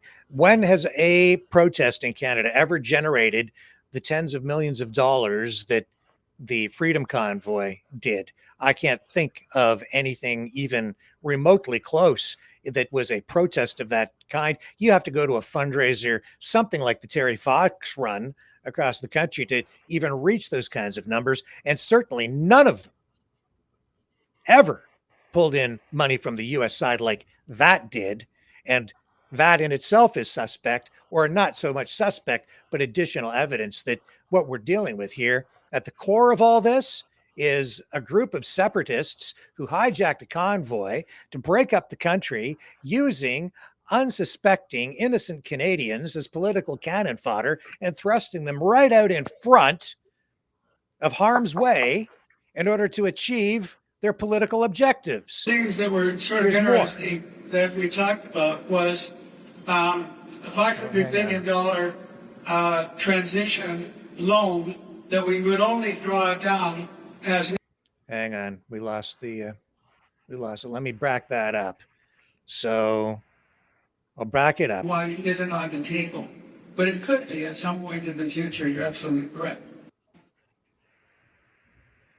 Other things that were sort of interesting that we talked about was a $500 billion transition loan that we would only draw down as necessary as we work with the U.S. to transition from a province to a country. And the second thing was with respect to the U.S. currency, because we know what will happen to the U.S. dollar when Alberta leaves Canada. The dollar will sink even more than it is now. Now, in the circumstances of getting out of Canada, we get out from all federal regulation and taxation. So that means the purchase of goods and services becomes less as well. Ostensibly, your Canadian dollar, which is worth less, will still be able to buy because the price points will be lower. But the request that we made is for the U.S. to agree to take every Alberta citizen's Canadian dollar and have the bank exchange it for one U.S. dollar. So that's another thing. So he's going to exchange every Canadian dollar for one U.S. dollar. Well, first of all, I wanted to get into the lies that he's telling there, but this is about him now meeting with Alberta Premier Danielle Smith. So we made some specific requests to the U.S., but it started with a question that came to us. Would it be helpful if the President or the Secretary of State were to say anything about Alberta sovereignty? And the response was, well, it would be if what you said were two things. Number one, that you talked about the benefit to Albertans as a result of Alberta sovereignty. And number two, at the time of a successful referendum, you acknowledge Alberta sovereignty to the Alberta government and to the rest of the world. Yeah, they should mind their own business. I want to just mention a conversation that I had at the Bonnyville Premier's Dinner, where Premier Smith was sitting next to me, and on the other side was Mitch Sylvester. And I asked her the question. I said, "When are you going to get in front of this parade? You know, we already have the that parade was around 220,000 members." And I said, "When are you going to get in front of this parade?"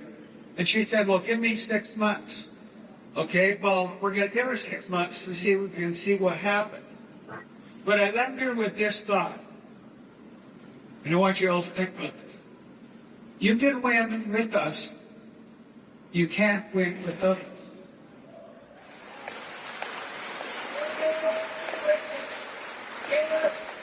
I want to just mention a conversation that I had. So this shows that it's not black and white. It's not just one side or the other. This is multiple, many things coming together at the Freedom Convoy after. This is some groups trying to remain relevant after the convoy days, right? But also this is the evolution of the separatist movement. This is showing that the separatist movement has a disproportionate amount of power within Canadian politics, because what you're seeing here is basically that's a message that was conveyed to the Premier, which the Premier has been well aware of, because which is to say that you can't win, you can't keep your power out here in Alberta without us. You need our support in order to be the Premier, to be the leader of the UCP. We control the UCP. That's the message to Danielle Smith. And she's saying to her, when are you going to get out in front of our separatist movement? That's what we put you there for. And if you go and look at some of the things being said by some of these other separatists, who over time, I've only come to realize that they're separatists because I'm just a stupid Ontario boy. But I've had to learn about the Alberta politics and the separatist movement out there and find out who's who in the zoo in order to really kind of understand this. I'm from Ontario, so I haven't paid enough attention to this. But these guys have been incredibly active, and they're well funded. It's big money, big oil money, big U.S. oil money from billionaires, as you saw the reference to billionaires in that PowerPoint presentation as being one of the stakeholders within the movement. Billionaires, the wealthy, the elite, the Americans, like John Catsimatidis, the owner of WABC Radio, who also made it clear in the letter he just sent to the Prime Minister, reminding him, as he wants the ostrich story, wants those ostriches saved and he wants the current government policies on agriculture rejigged, reminding him that he is the largest purchaser of Canadian oil. That the Canada, Alberta exports oil to the US, and nobody buys more of it than John Catsimatidis. So he's bringing that pressure to bear on our politics with his oil money, which is a veiled threat, saying, hey, time to take a look at these agricultural policies, keeping in mind that he also profits from the agricultural industry because he owns a giant supermarket chain in New York State as part of his Red Apple group. So all these things start to fit together, but you really have to get up and take an aerial view to begin to understand what it's all about. And if you don't think that this doesn't circle all the way back to what was going on at that convoy, then you are incredibly naive and you don't know how things work. And it's disgusting. And they've got no business up here meddling in our politics, causing the chaos that they've been causing within our country, spinning a narrative, funding a lot of this stuff clearly, because you know that there are direct ties from the oil industry into the politics, which flows back up into Canada. All you have to do, Peaceman, is just look at that article that I showed you. I think it's here. Yeah, here it is here. If you go to this website, it's actually partly it's partly journalism, partly activism. They have on their website, and I wasn't really planning on showing you this, but they have links here to show different contacts and different players within like the Coke industry, like the Coke family, and the influence that they have on politics. And you go in there and you see these politicians here it is here, the Coke network. Okay, let me show you. And you don't have to go far to find links right back into the White House. Let me show you. And then the players that then circle back into what we're talking about here on the Canadian side. So there's that website. This is the art. This is actually a U.S. media outlet, and they were talking about, why you're talking about Trump and the Americans. People say because this is about Canada. You go through here. These are the players. Some of them, and this is about big oil, and this isn't even like the biggest player. Catsimatidis is bigger. But that talking about the 500 million, these guys are highlighting it in this U.S. publication. And then you go down in here and you're seeing people like Mike Pompeo is on here. Is just one of right there. There's Mike Pompeo. Highlighted as one of the political players in all of these things. And who is he? He was in the former Trump administration, Republican Party. Not quite so much in favor of, within the MAGA circles these days, but, all these tentacles going all over the place. Coke Industries. And actually, remember Marcus Ray? The guy who was out there in Winnipeg some time ago? You don't remember him? He was out there causing a ruckus and problems. And his wife or girlfriend or whatever, she's actually part of the Coke family. These are the kind of ties that just 6 degrees of separation. You don't have to go too far. Anyway, I'll throw it back over to you, sir. The convoy, we went there for one reason at the time, and that was to remove these awful mandates. Yeah. And this was the work that I was actually doing. I put thousands of hours into questioning our Department of Justice on the mandates. How come all these high-priced lawyers and everybody else, nobody is questioning the actual legality and legal path of the mandates? Yeah. And if you try to mention it to media or try to get a hold of an alternative media and say, listen, I have something really important to, and it is well documented and everything else, they don't care because it doesn't fit their narrative. And that's, to me, that's a shame, because I am all about using citizen tools to hold accountability. How can you be a protester? I'm going to lose my cool tonight there for a second, Rick. Sure. How can you be a protester if you don't go and do some of the work yourself? Are you going to take everything that you've heard from other people and go and show up to a protest because of only what you've heard? You know, there are ways to go and get the information before you go in the protest so that you are armed with proper information to do the protest. Since 2022, we've seen a lot of these actors. And how many actors would it take to deceive a nation? Not many. Yeah. 200 maybe. That's it. Okay.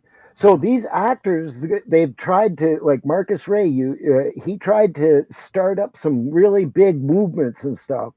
When on the 1 year anniversary, I was still with Canada Unity, and we wanted to plan something really good. I spent weeks writing a beautiful explanation of why we were going to go to Ottawa, and everybody was on board. Andy Lee worked on this paper with me up until all of a sudden the night that we were supposed to release this, which was Christmas Eve, they come out with a video saying, we're all going to Winnipeg. We're going to go sit in the middle of a frozen field. Okay? No, we needed to return to Ottawa the next year and show that we didn't dissipate. We didn't, instead, we had the distractions. We had Winnipeg, we had Christine Anderson selling tickets, we had Justice Center doing award galas, but there was no focus on why we went. Yeah. It's, sorry. As you said, it's all about the propaganda. And I'm going to show you something else. You have posted another video illustrating this, that it is, you know, it's like, how much does it cost to buy a country? 500 million? Pretty cheap. You can buy Canada by buying off people with $500 million. That's a pretty cheap price for a whole country, wouldn't you say? That's like 500 homes. You know, we got $1 million a home. You don't take over a country these days by dropping bombs. You take it over with economic warfare and propaganda. And that's exactly what Canada is going through right now. And you can see that it isn't China. It isn't a lot of these other countries are involved in their own activities here. But right now, the greatest existential threat to the country is coming from the United States of America.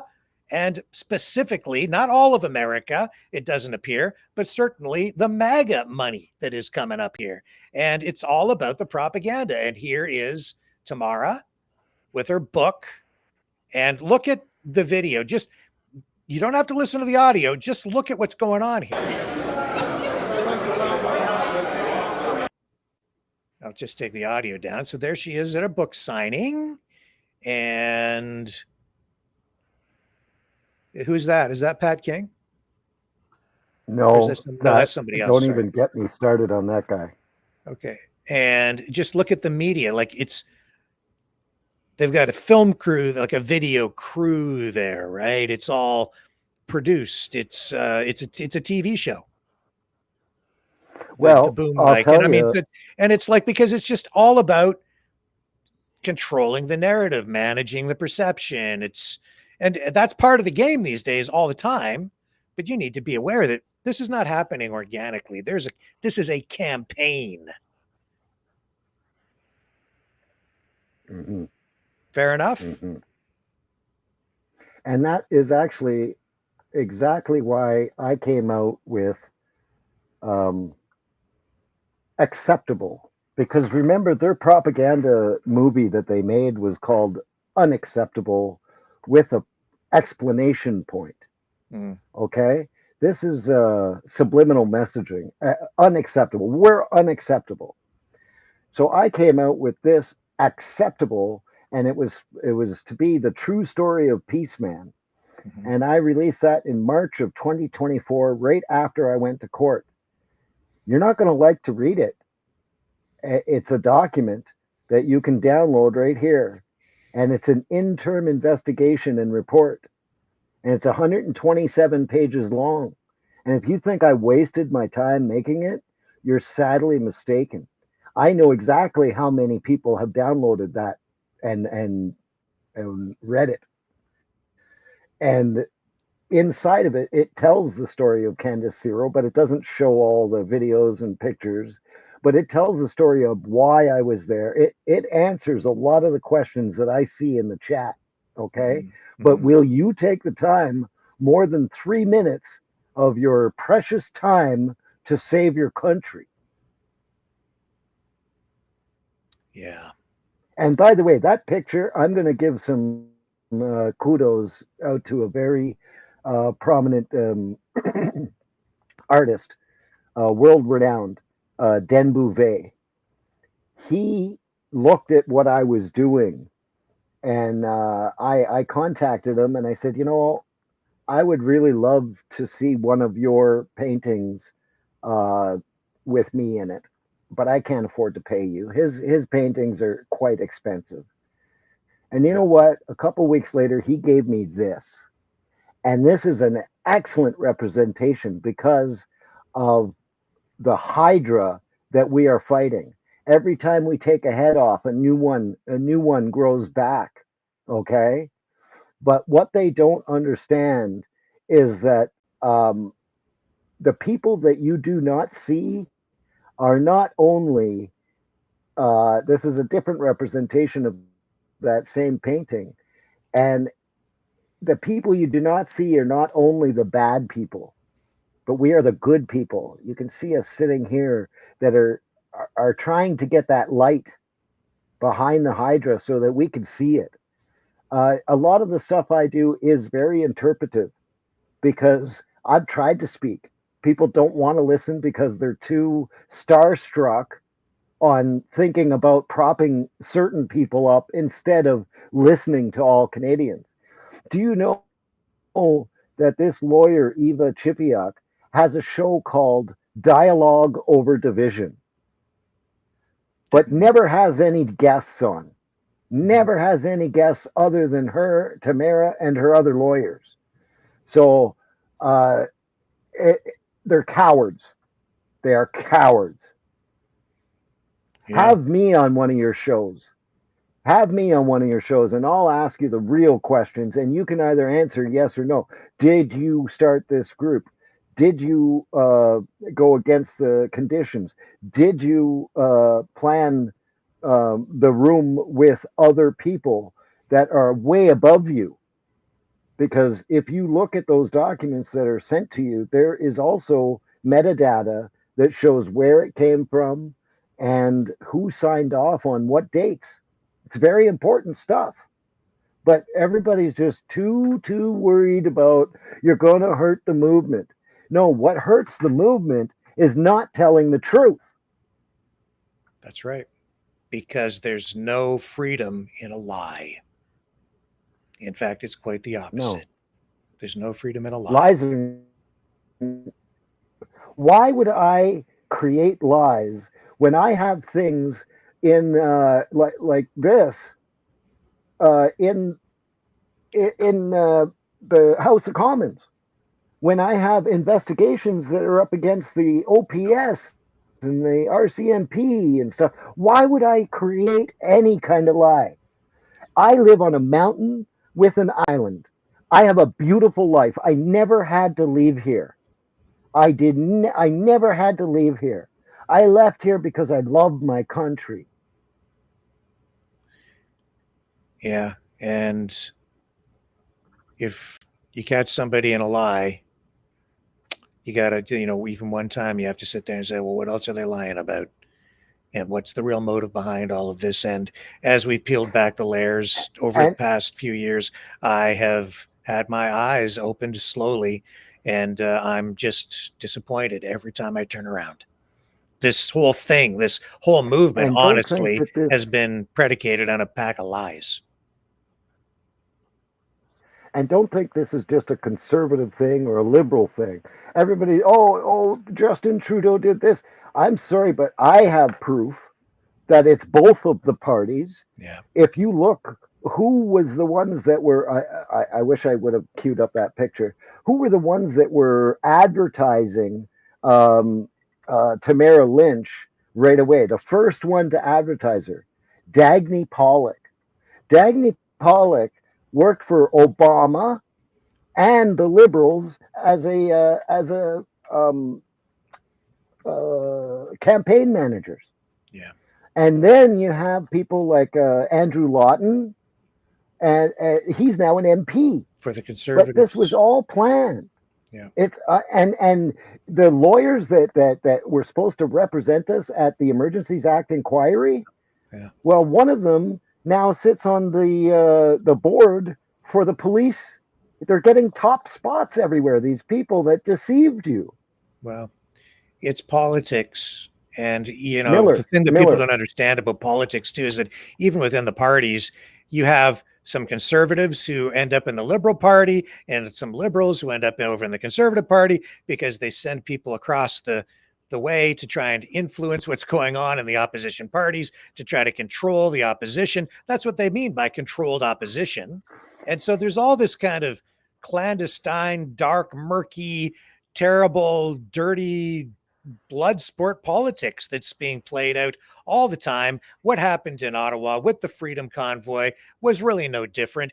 The one truthful, pure thing is that a lot of just ordinary, plain Canadians who were fed up and scared because of the way the government responded to the pandemic, but also the threat, the existential threat that they clearly saw from the separatists, from a foreign government, the Americans.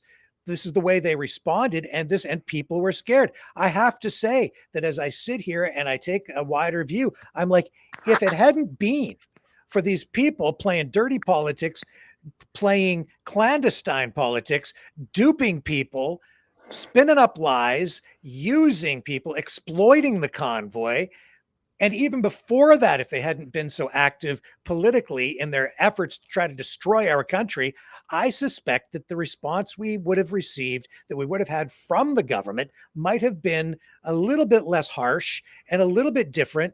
We got locked down, hammered down, because some people were threatening the country. We saw references to that from our own Canadian intelligence that were conveyed to the public through some of the news conferences. But of course, the Canadian government can't just come right out and say, you know what, the United States is positioning itself to take us over, or at least an element of the United States. We can't say that because it would trigger possibly an invasion, because then those words would be interpreted or spun on the other side politically as being Canada threatening the United States in some way. So we have to be very, very careful about the way we handle any of this. And that's why a lot of this stuff just is hard to understand.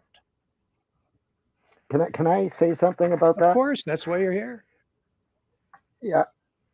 So one thing that's very important here is, by the way, these questions here, you will see how many actors would it take. Remember I just asked that question? Yeah. Well, I've put this out in the open. Now, one thing I want to tell you is that we are part of what's called Five Eyes. Yes. In Canada. Yeah. Five Eyes is an agreement between the United States, Canada, Denmark, Australia, and another one. Great Britain. And France.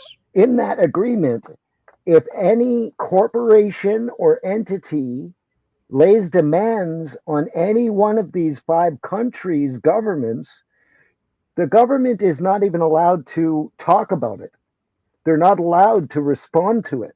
They can respond by other ways, like the EA. all those blacked out, redacted things that you don't see in the EA. Do you have that picture of Secrecy Willie Road Trust No, I don't queued have up it. anywhere? No, I don't. Darn. Sorry, I'm sorry. Okay. Too much. So Too much material. there was an article written called Secrecy Willie Road Trust. And in the last paragraph, it says, for the truth to be known, it has to be revealed. It has to be shown. And all this redacted stuff is from the Five Eyes. When that corporation on February 8th placed demands in a video on our country, they're not going to talk about it. They're going to use that to enact the EA. Your hero helped them enact the EA. This is what I'm trying to get across to you. Yeah, but you have to take all of it, all the information first. Yeah, because there was a real threat to the country, and he was it, along with Tamara. And that's the other thing is they can't come out and they have to deal with this in a diplomatic way, even through the charges. So what do you charge someone with when they've basically committed an act of treason against the country? But you can't come out and charge them with that, because that would be an acknowledgement that the country is under threat from the United States. So you have to figure out some other way to push back. So you charge them with mischief. And then people can't understand why the sentence that is being, presented or suggested by the Crown is 7 years or 8 years. It's because of what they actually were doing, not what even was presented in court. They're guilty. They were found guilty on the mischief charges. That's all true. But it goes much further than you that. never But see mischief Tamara. is an all-encompassing kind of charge. It can be anything from spray painting graffiti to a wall to committing an act of treason. And that's where we're at. You never see Tamara sharing. I'm sorry. You never see Tamara sharing the video of where she begged to be arrested before she was arrested. Yeah. There's a video of that. Because, PEACEMAN, they didn't just want the photo op. They want the court case. And that's why we saw, and this is all flipped upside down. We keep seeing Tamara and Chris Barber sit there and say, they've dragged this out for so long. It's cost us so much money. But if you go back and you look at all the different things they've done, everything they've done along the way is to drag this out and delay the court proceedings as long as they can, to keep them not only out of jail, but to keep the narrative going, to keep the persecution in the public spotlight, to keep it front and center in the media, to keep bringing it back into the media cycle, because it's not just about a photo op, it's about a media campaign to discredit the government, to make it look worse and worse and worse, that Canada's an authoritarian state. That's why James Bowder is down in the United States right now seeking political asylum. I called him out on it on the show when he was on here being interviewed, and even he acknowledged that, the purpose for him going down there is to set a legal precedent, which has never happened before, where if he can get the Trump administration and Donald Trump, and he has a lot of support within the administration, it appears, to grant him political asylum, then is an instant acknowledgement by the US government that Canada is no longer a safe third country, as through the safe third country agreement, that Canada is a threat to the United States because it's no longer a stable, free, democratic society. And if we are an authoritarian, tyrannical, communist state on the doorstep of the United States, then we then pose a threat to the US, especially if we're importing widgets or cell phones from China. And if we're doing that, then we definitely need to take over Canada. We absolutely need to annex Canada. So James Bowder, if he's successful in what he's doing down there to cause even more trouble now, that becomes an existential threat to the country as well. You couple that with all the other crap that's going on up here, and what did we see from Chris Barber? He just before the sentencing hearings, he filed more paperwork trying to delay the process even more, saying that his legal representation had been inadequate and he received bad legal advice. Please throw these charges out. He tried to get the proceedings stayed. It didn't work in that particular case.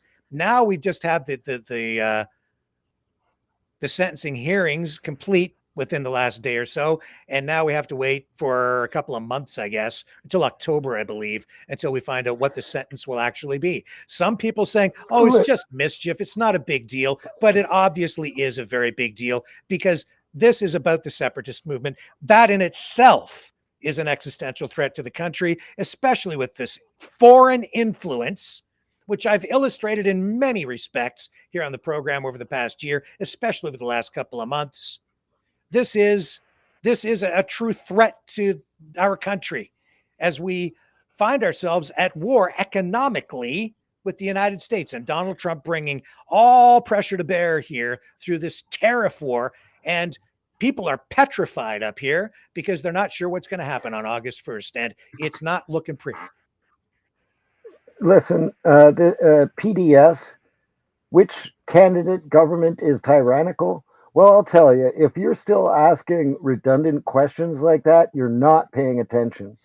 Because I'll tell you that it is no political party is going to hold or call for investigations, because that would be like the criminal pleading innocent, providing videos to the crime. Okay? You're not going to have a political party. What we needed was Canadians to show up and hold it outside of party lines. That's why we went, and it got turned into a corporate thing. It was never supposed to be corporate. It's all, at the end of the day, this is all bullshit. The whole thing was hijacked. At the very center of it, it was this thing was an attempt to overthrow the freaking government. Not necessarily directly, and you didn't ultimately get that, but you did get a coup of the Conservative Party, because what they did is they ousted O'Toole. They put in their boy in Pierre. All right. Well, some of the people would have preferred to have Joseph Bourgault or Grant Abraham or somebody else maybe, but they put Pierre in because he's more sympathetic to the Alberta separatist movement. And that's what's going on now. He lost his seat. And so now they've parachuted him in to Alberta to try and get him a seat out in a safe conservative riding. And now he'll be even more beholden to the separatists out there, the UCP element of the Conservative Party federally. So you've got the tail wagging the dog, the conservative dog. And keep your eyes on Pierre, because I don't trust him now either. So what the hell are you supposed to do? Right? This is not cool. Who's tyrannical? Donald frickin' Trump. That's who's tyrannical. The guy with the Sharpie and all his executive orders. The guy who's posing an absolute existential threat to our country right now. That's who's tyrannical. That's who is authoritarian, as the United States backslides out of democracy. And that is an absolute empirically, a fact based on empirical evidence. It's right in your frickin' face. He's done away with due process. Just deport, just round people up on the streets. It's not a pretty sight to see Marines on the streets of LA to sit there and help ICE round people up under the guise of, I don't know, making America great again, while you do an end run around people's constitutional rights. That includes yours, by the way. No, this is not an aspirational country that I want to be part of, and they are trying to take over Canada. Screw them. Yeah. Screw all this. To hell with all of that. And it's time for us all to start speaking plainly about these things. Get rid of the BS. All right? Because you're never going to get to the truth if you just listen to this shit. I'm tired of this. I'm tired of that. That is not the way forward. You're not going to end up in a better place if you replace one government that has done bad things to you with another government that assumes power with a pack of lies. Because if they're lying to you to get the power, then they're no damn good to begin with. And they're probably a hell of a lot worse than what we have right now. That much I can pretty much freaking guarantee. And I could see that during the election, and all these social media influencers who are clearly working in concert with each other and lying about so many things. And now PEACEMAN has brought this forward, showing that, yes, indeed, what are we dealing with here? Not journalists. It's advertising and a political psyop campaign to screw with people's heads using fear and information warfare to warp your perception in order to get you to vote in a particular way. It's a lie. And it's all corrupt. It's designed to destroy the country, not save it. My hat goes off to every innocent Canadian who went to Ottawa with the Freedom Convoy with an eye toward challenging the government on the erosion or the corruption or the taking away of our rights. That was the right reason to go, and many of them did. But the people, the dirty people, they exploited the issue of the day in order to further their political motives, their dirty, filthy, scuzzy politics. God help Canada. Yeah, and God help us. I want to say something. Two different things. First of all, this thing about Tamara played at the ostrich farm for a benefit.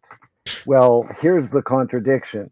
Tamara has a charity for vaccine injured, and she's playing at a biolab that helps create vaccines.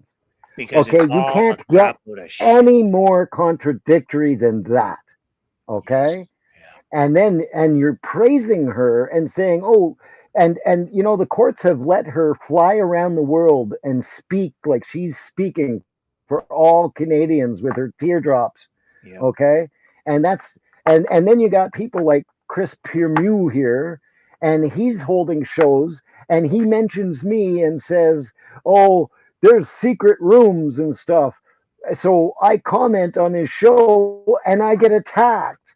Well, people that were in the secret rooms are sitting on your show and they didn't speak up when you mentioned it. So you're oblivious. I don't care. Dude, you are calling us oblivious? You are oblivious, sir. And a lot of people can't speak plainly about this because of the nature of the threat. It's called I'm not scared of Fight Club. Right? It's realpolitik. It means that you have to deal with living next door to Godzilla, the United States, a superpower, when we don't have the nukes, right? So we have to find a way to survive against that kind of threat. This is a nuanced. Yeah, Phil, I wasn't on your show because you're a coward. What's that? This Phil Premium saying you were never on my show. Well, that's right. I talked to you. I asked you to go on and talk truthfully, but you're a coward, just like Barber and just like all of them. And you know, PEACEMAN, I'll say this. You know, like a lot of people have discounted you because you know when you bring them information to me, I was flooded. It took me a week and a half to go through the material you sent because you sent me so much. It's difficult to make sense of the information, what you're trying to say. And so that's what I'm trying. That's what my role has been here, is try to focus the information that you have brought to bear here, the truth. And that's what we're going to continue to do. And tonight, I think we have helped to get people closer to the truth through your information. I'm incredibly grateful to you for doing that. And I appreciate it, Rick. And we're going to continue. We're going to do more of this with you. I appreciate it because, you know, we even had a little bit of a disagreement, but we got over it, didn't we? We did. Okay. Yeah. And civilly. We never called each other names. We didn't go overboard. It was a civil, actually, for a long time, I just didn't even watch your show. I didn't talk to you. Mm-hmm. That was it. I didn't, but haters, the Rumble channel too, please. Haters, Rumble I got to tell you that, out of all of these social media people, You ask really good questions. You get to the stuff. You keep me on track on some of the stuff because you know what? I gave you a tiny bit of information, a tiny bit, and you were lost. Okay? So much. There is a lot more. It's just more than one human being can consume and make sense of. But they are receipts, and they are important receipts for this country. And it's these details like this that are important. And I'm sorry that some people's heads are going to blow up over that because we're destroying your universe, but that's the bloody truth. I can't help it. That's the truth. Now, you can continue to live the lie if you want to and believe that the woman with the walker was trampled accidentally, but it was accidentally on purpose. That seems to be the case. And let me ask you this piece. When she walked the 4 blocks in the snow, did she use a walker? No. No. And actually, Yeah, I watched her climb over a snowbank that was like 3 or 4 feet high. Yeah. Okay. No problems. Bullshit. I'm sick of it. Bullshit. I'm sick of the effing lies. I've had it up to here. Take your fucking movement, okay? And right the F off. I've had it with you people. You lost me a while back. I'm only dedicated to one thing, serving the public. That's all I've ever been. I am a journalist. I always have been. I always will be. It's in my blood. That's all I'm doing. That's all I ever did. I'm not in those meetings. I ain't part of your effing club because I'm here to serve the people. That's it. So I'm not a political operative. I'm not a social media influencer. I'm just Rick Walker. I'm not a character. I'm not a Mr. Sunbeam Moon guy or, unacceptable nose sniffer freedom fuck. I'm Rick Walker, the journalist. That's who I am. That's my name. I'm easy to find. If you hate my guts, go to Rumble Channel 2 or come knock on my fucking door and we'll fucking find out because I'm sick of this because you are destroying the country that I love. I serve the people and the people are the country. So take your bullshit and truck the fuck out of here because I've had it. I've just fucking had it. I want you all to do this. Fuck off! All of you. Or you can go to Rumble Channel 2 and hate me. The tsunami of hate. Bring it on. That's what it's there for. You ain't paying for it. I am, and the people who support this channel do. Have your free fucking speech on Rumble Channel fucking 2. Show up every night and try to shut me the fuck down. You fucks, Leo. Go fuck yourself. You piece of shit. You lying, ragged ass, lying fuck. You despise me and you call here, you fuck. I'm sick of you fuck. Go fuck yourself. I was really fucking shit. I've had it with I was concerned yesterday. Destroying Canada. You're traitors. Traitors. Do you understand? It's not hard to confuse you, Phil. And Phil, thank you for the call today. I want you, man. And all the people that I just told to fuck off, when you're done fucking off, come back because we need you too. Get your heads out of your ass. Stop listening to these motherfuckers who are filling your head full of all this negative shit where Canada sucks because it doesn't. And you're going to miss it when it's gone. And you cheering for the fuckhead who's coming up here to destroy us. Trump, you fucking Trump tards. I've had it. No more. Plain language, straight talk, no more pussyfooting around. I'm not Five Eyes. I'm not the cops. I'm calling it out just the way that it is. Not so diplomatic anymore. Fuck you, and fuck you, and fuck all of you who are trying to fuck the country through a clandestine group and your network of social media influencers. Fuck all of you. And a double, triple fuck all of you on top of that. Because I've just had it, you fucking traitors. Patriots? Yeah, American patriots. Go fuck yourself.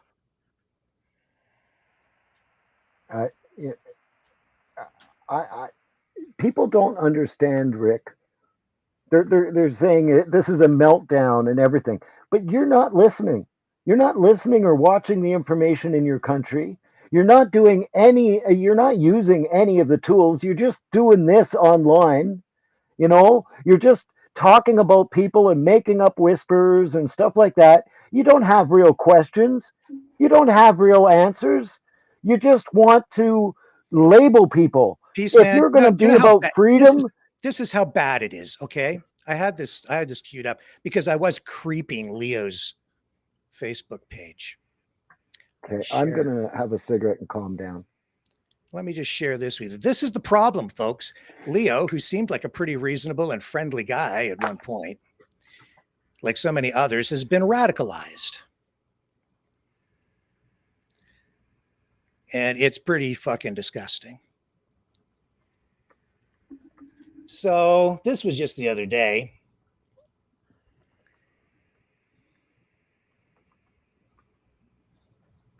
Yeah, here we go.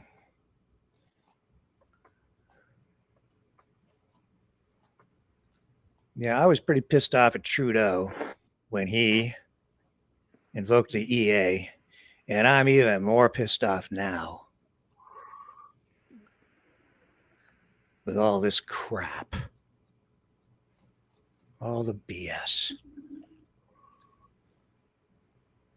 Here's your leader over there on Channel 2.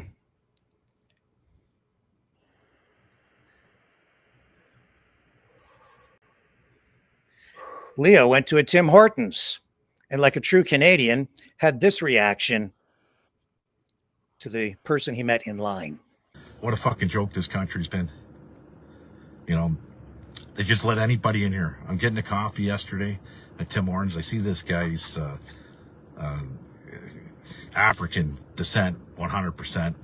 Okay, he's missing 2 legs and a fucking arm. He's in a wheelchair, and you can't speak English. He's trying to get fucking a coffee, right? And I'm thinking, fucking, you know, I don't want to be shallow, but how's this fucking guy ever going to contribute to the Canadian society? Really? He's fucked already, missing legs and an arm. Okay, really, why is he here? Who let this fucking guy in? And we're paying for it on the taxpayer end. You know, enough's enough, right? I got to go to work. I got to pay my taxes so that the no-legged, one-armed guy could fucking live happily ever after in my great country.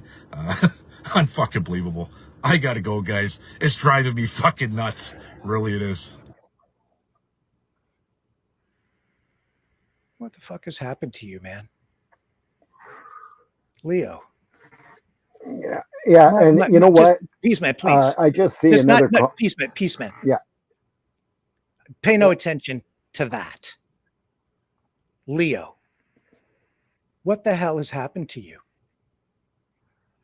Do you listen to yourself? You bully? Did you take the time to say anything to that person? Do you know anything about their story? No legs, one arm, and you're picking on that, man? What the hell is wrong with you? And then you post on it on social media like you're proud of that? Like that's funny, or that you don't want to pay for him? What the hell is wrong with you? I'll tell you, you've been like, your mind is twisted, man. You're so full of hate. And then well, I'm a hater, come arrest me. Well, maybe somebody should. Don't you know your history? Don't you know what you have become? Don't you know about the T4 program, T4 action, Nazi Germany? Don't you know what they did to the disabled people, to the immigrants, before they went for the Jews? The exterminations, the euthanasia. You think that man with no legs and one arm has no value to live? Oh yeah, deport that guy. Let him fend for himself. Fuck him. What the hell is wrong with you, man? Like, seriously, that's what you have become.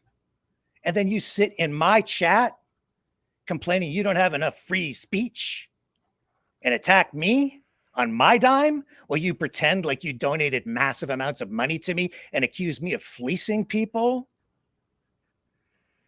when your free speech is actually being paid for by the others who actually support paying for your free speech over here.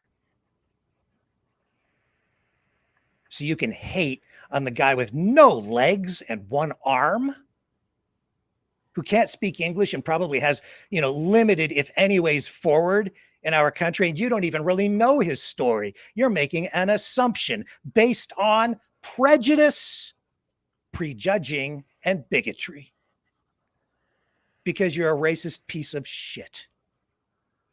And that's what you have become. But you sit in my chat and you keep coming back and you say whatever the F you want. But that's why I'm upset, and that's why I'm melting down. And it's about time somebody did, man. It's about time somebody did. Because I'm here to help people. I'm here doing my job, practicing my craft, journalism, to bring people closer to the truth, which is actual freedom, and to stick up for the little guy. That includes the guy with no legs and one arm being attacked by the big burly boxer from Detroit and Windsor. Pick on somebody your own size. You come here to my chat every night and you take me on, asshole, so that you're leaving him alone. You come fight with me. I'm your guy. Me. You leave my friend, who I don't even know, with no legs and one arm, alone.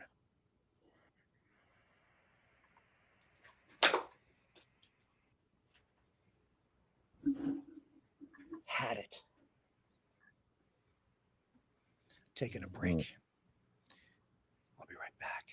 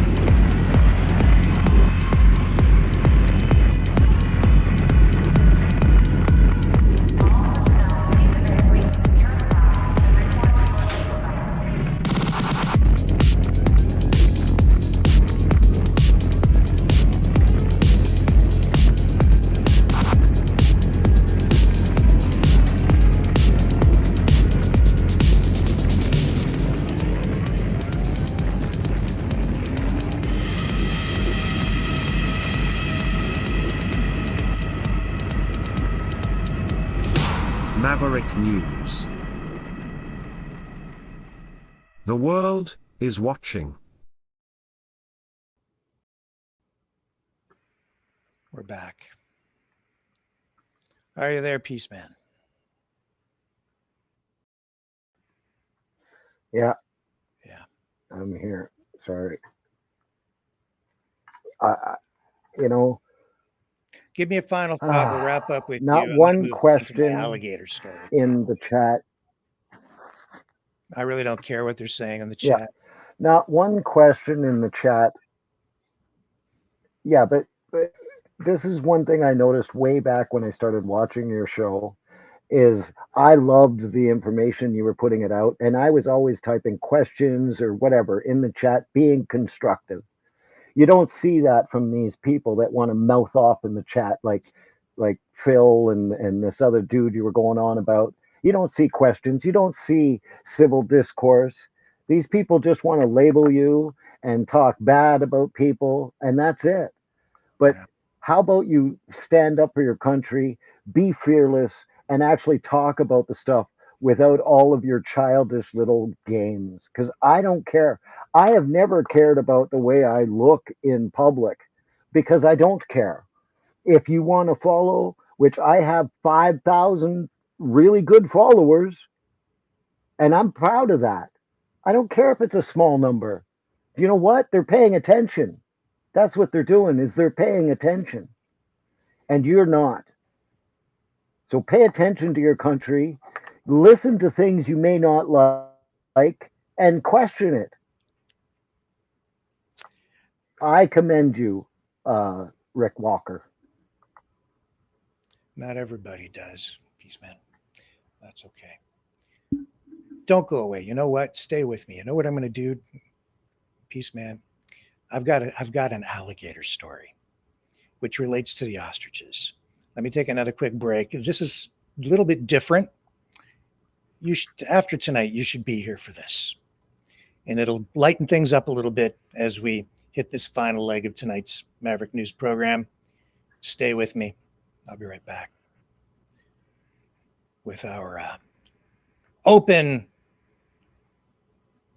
address to Ron DeSantis and Donald Trump about the alligators at Alligator Alcatraz. Be right back.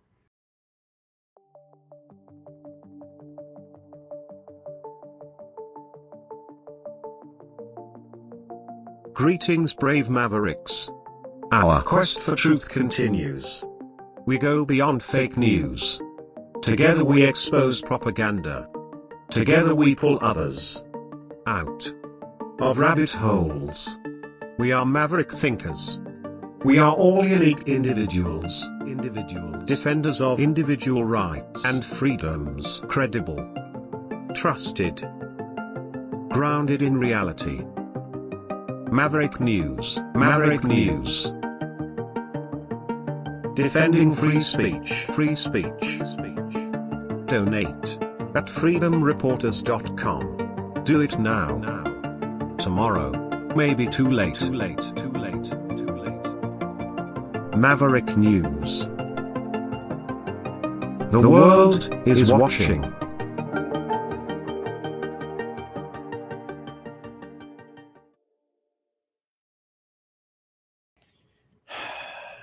Okay, Peaceman, you are well aware, as are the other viewers here, of the ostrich story out in Edgewood, BC. Well, we all know the arguments on both sides of that, and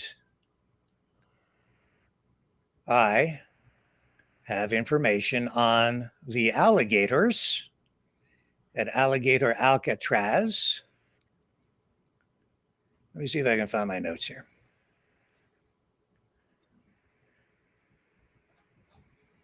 My apologies. This is a little bit different. I'm sending out an open message to Ron DeSantis in particular and Donald Trump regarding the alligators. So, what's this all about? Well, buckle up, because we're diving headfirst into this swampy, scaly, downright revolutionary fight to save the gators of Florida. Now, you know that I am in the process of opening my own bird biolab in my backyard, because after the extensive research we did in our 7-hour interview with Dr. Stephen Pellick at the University of British Columbia and the ostriches out in Edgewood, BC, apparently anybody can set up at a biolab. You don't need a permit. You don't need any expertise. You just go off and do whatever the hell you want. And you can go to Shoppers Drug Mart, according to Dr. Stephen Pellick, and get the antigens to start injecting into your birds. So it's easy. It's fun. Everyone should do it. But why? Why? Well, because, we want natural solutions, right? Well, tonight it's time to storm the gates of Alligator Alcatraz and free those toothy titans of the Everglades. Because, Governor Ron Desantis, this is an open call, nay, a primal roar to save the gators. Now, let's get serious for just a second, because real science, people stay with me here, research from the University of Florida, published in Veterinary Sciences back in 2023. And what is all that noise? There's all this noise. What's going on? Oh, you've changed your microphone. I see. Sorry about that, PEACEMAN. So at the University of Florida, they've done research published in Veterinary Sciences back in 2023, and it shows that alligators can contract avian influenza. Yep, that's right, bird flu. But here's the kicker. The gators don't keel over.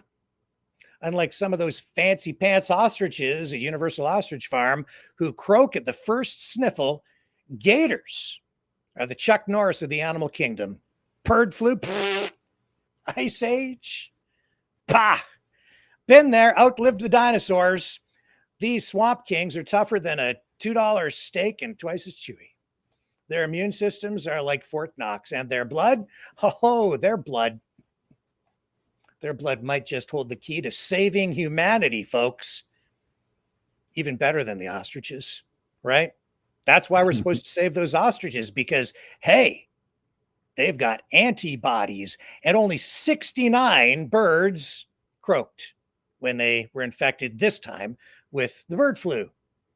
So we got to save them. Maybe send them on down there to Dr. Oz's farm. But better if we just keep them in BC and keep this whole thing going. But there's the travesty, folks. See, down at Alligator Alcatraz, that shady so-called sanctuary at the heart of Florida, these gators are slaving away, guarding dangerous immigrants for no pay. Slave labor, I say. Slave labor, people. It's like the gators are starring in a dystopian reboot of Cool Hand Luke. But instead of chain gangs, they're chomping on fish heads and dreaming of freedom. Meanwhile, they're eggs. Oh, eggs, people, just like the ostrich eggs, only better. These gator eggs are packed full of antibodies, just like those ostrich eggs, only even better. Even better than those ones we've been hearing about, because the gators don't keel over at all. They get infected and they don't even get a whiff of a sniffle. That's right. Remember the Edgewood BC Ostrich Farm Aid concert? Farm Aid, tomorrow, Lich, twang, twang, twang. Yeah. Swamp creatures they are, even though they're up there in the mountains. Well, that was just a warm-up act, folks, because you know what we really need? We need a Gatorade extravaganza, a full-blown swamp spectacular to free these reptilian heroes, the crocodilians. That's right. And we here at Maverick News, not so much activists, but in this case, we'll maybe make an exception. Picture it.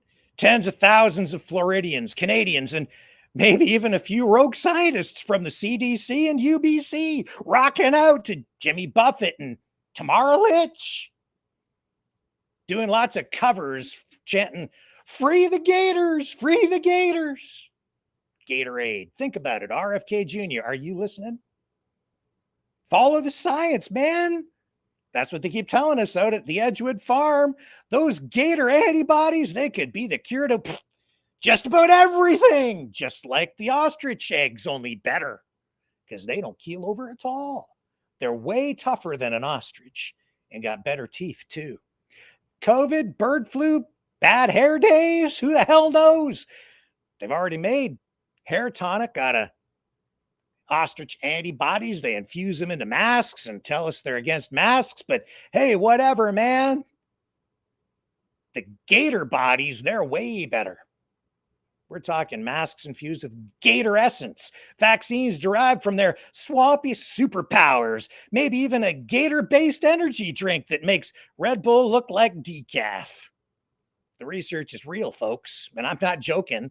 There are actual real studies showing all of this. Everything I'm saying here is actually backed up by scientific empirical evidence. Gators are the ultimate survivors. Maybe only cockroaches would be better, but I'm not so sure they are even susceptible to contracting the avian flu. But the science shows, and it's settled, that gators, yeah, they contract it. They don't get the sniffles. They just keep on ticking and spreading the avian flu for a limited time. See, they don't even harbor it as long as the ostriches do it, based on the studies that I've read. And you know what? We're letting them down. If we let them rot in Alligator Alcatraz like some kind of, prisoner or slave guard at a reptilian gulag, just chomping on rotten fish heads in the moat. And don't listen to the naysayers, those Debbie Downers. You say, "Oh, gators are dangerous. The ostriches are cute." They named the ostriches, all 400 of them. But do we name the gators? Well, how about Wally Gator? We can start naming them all. Dangerous? Tell that to the dinosaurs they outlasted. 3 out of 10 Canadian premiers now agree. Yes, 3 are on board with this. Well, indirectly, because we saw, Daniel Smith, David Eby, and now Doug Ford come out and say that they're open to the idea of, completely rejigging our policies on the way that we deal with avian influenza in the poultry industry. I'm sure that John, Mr. Castamatidis, the billionaire guy out of New York, and RFK Jr. and the political pressure that's been brought to bear, I'm sure all of that has nothing to do with them saying what they're saying as we try to save our country and our auto industry. Yeah. And all this, we're getting this close to what we need to do is I need to write a letter. Okay. And I need to send it down there to RFK Jr., to Ron DeSantis, Donald Trump, Dr. Jay Bhattacharya, and Dr. Oz. An open letter that goes beyond maybe just this open call to save the gators. Now that we have 3 on board, 3 premiers, and now we're getting this close to getting Prime Minister Mark Carney to issue a strongly worded letter as well, demanding a cross-border gator research project in response to the strongly worded letter that John Castamatidis sent to the Prime Minister, putting pressure on our Canadian government to bend to the will of a billionaire oil tycoon out of New York City. Well, Canada's ready to step up. We've got a plan. Turn the old marine land into Niagara Falls into a state-of-the-art gator antibody research facility. Remember the Beverly Hillbillies and the cement pond? Well, down there at Marineland, folks, they got one hell of a cement pond. And since they've shut that facility down, that tourist facility, it's time to turn that into Gatorland. Wally Gatorland. They're completely set up. They can house all the gators, and we can research them. It can be a binational, international, supranational research effort to figure out what we can do with those gator bodies. See, it makes a lot of sense because it makes so much sense. All the science that's been coming out of Edgewood, this is even better science. This is like science on steroids. Immune to the virus. They've got a nice cement pond there, I'm telling you. Remember the cement pond, Beverly Hills, Marineland? But if Florida won't free the gators, we've got a backup plan. Just send them on over to Dr. Oz's farm. It's just down the street from Aligator Alcatraz. They're down there in Florida too. And word has it, of course, that Dr. Oz is ready to welcome them with, well, the ostriches with open arms. So why not the gators too? Then what we can do is if the ostriches go on down there to Dr. Oz's farm, we can free the gators, send them over. They can live a life of leisure and luxury over at Dr. Oz's farm. And we can have a binational, supranational, cross species, Dr. Mengele, Island of Dr. Moreau horror show research facility down there at the Dr. Oz farm. It all makes perfect sense to me. I'm convinced I've just completely changed my mind on the whole ostrich thing. Yeah, it's all the tears and the naming of the birds. It's just the names. That's what gets me. It just I couldn't live with myself if I can't remember the names. Can they remember the names? Well, they have names, and I just couldn't live with myself if they called them. So, Governor DeSantis, the ball's in your court, my friend. Free the gators from Alligator Alcatraz, and just stop being so divisive. Let's unite. Everybody's always calling for unity. Well, this is the time. Unity, unity, unity, unity, unity. Unity. Let's get Ron Clark on this. He's all about unity, right? Unity. Oh, don't even get me started about Clark. Oh, my God. Let's unite for Gatorade, folks. It's time to stop treating these scaly saviors like second-class citizens and start researching their antibody-packed blood and eggs. The science is clear, the stakes are high, and the swamp is calling. Let's make history. Florida, let's save the gators. And maybe, just maybe, save humanity while we're at it. Gatorade. What do you say there, Peaceman? Are you with me? Are you ready to get Tamara Litch and a whole roster of bands all lined up for Gatorade down in Florida land? Save them gators so they can save humanity with their antibodies, because the science down there makes just as much sense as the science coming out of Ostricheville, British Columbia.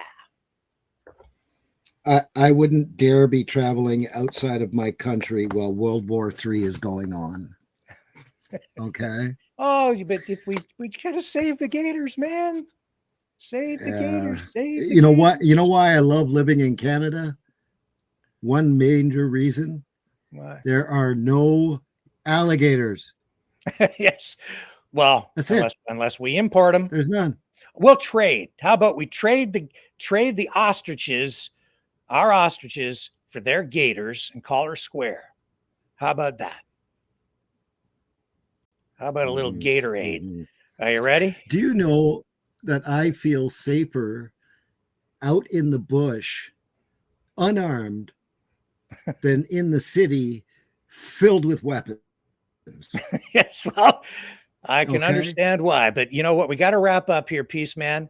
And so with that, all I can say is, and when I cue you, you got to say on the flip side, because what we're going to do now is I've got this new production, this new extra song from Maverick and the News Brothers, Gatorade. And everybody, we will see you back here 7 p.m. Eastern tomorrow night on the flip side. Are we going to get it? We didn't get it. Hang on. That was anticlimactic. Let me find let me get you the song. Hang on. I hope I've got it. Well, that sucked. We'll try it again, but that's okay. It's going to be worth the wait. Let me see here.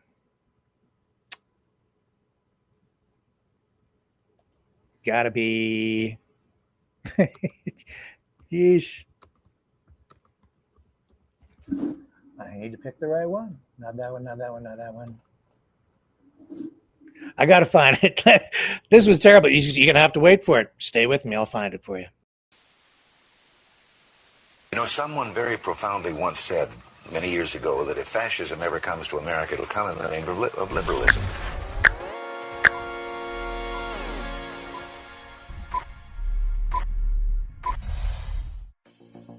Well, I think it's time we ask ourselves if we still know the freedoms that were intended for us by the Founding Fathers.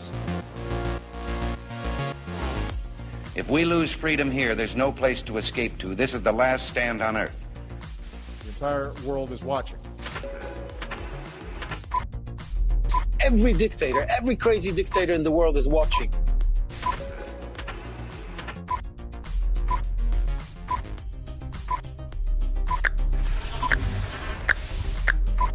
The world is watching.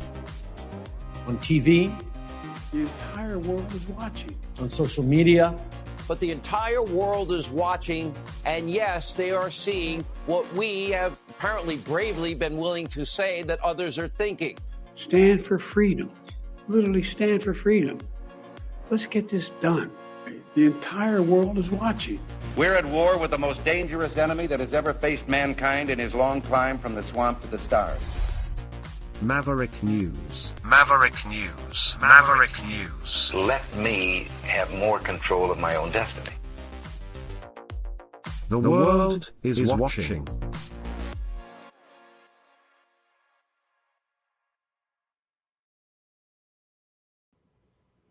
Okay, I think I've got it here for you now. I'm so sorry. That was very anticlimactic of me, but I think this is it. Yes, it is. Okay, hang on a second. I got her.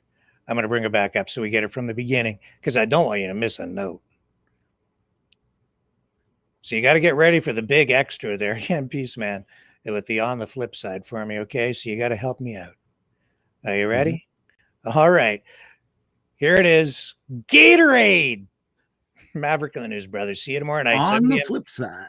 On the flip side.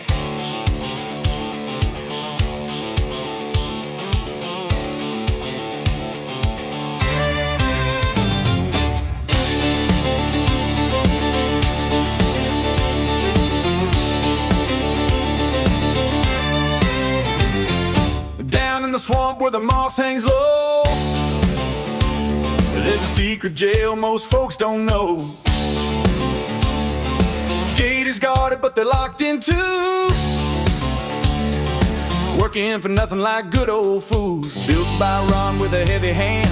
Time to break them out, take a stand. All we need Gatorade, let the Gators go. They outlive the dinos, beat the bird flu blow. No more working for a petty dictator. Raise your voice and shout later, Gator.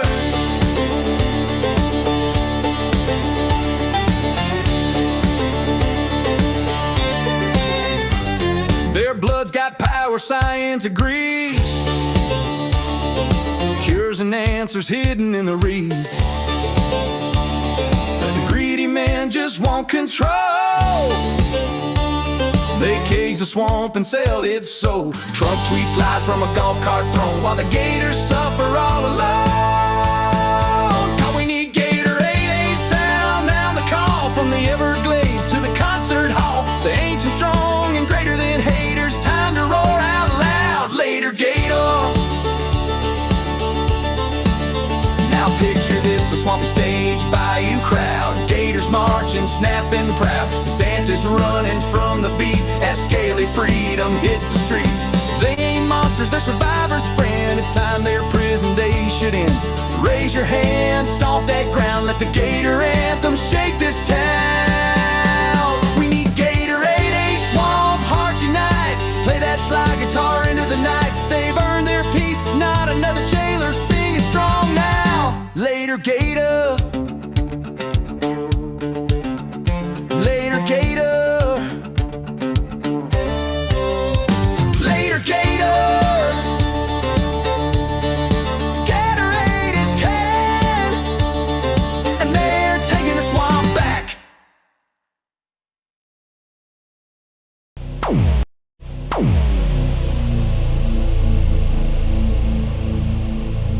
This has been a Maverick Multimedia production.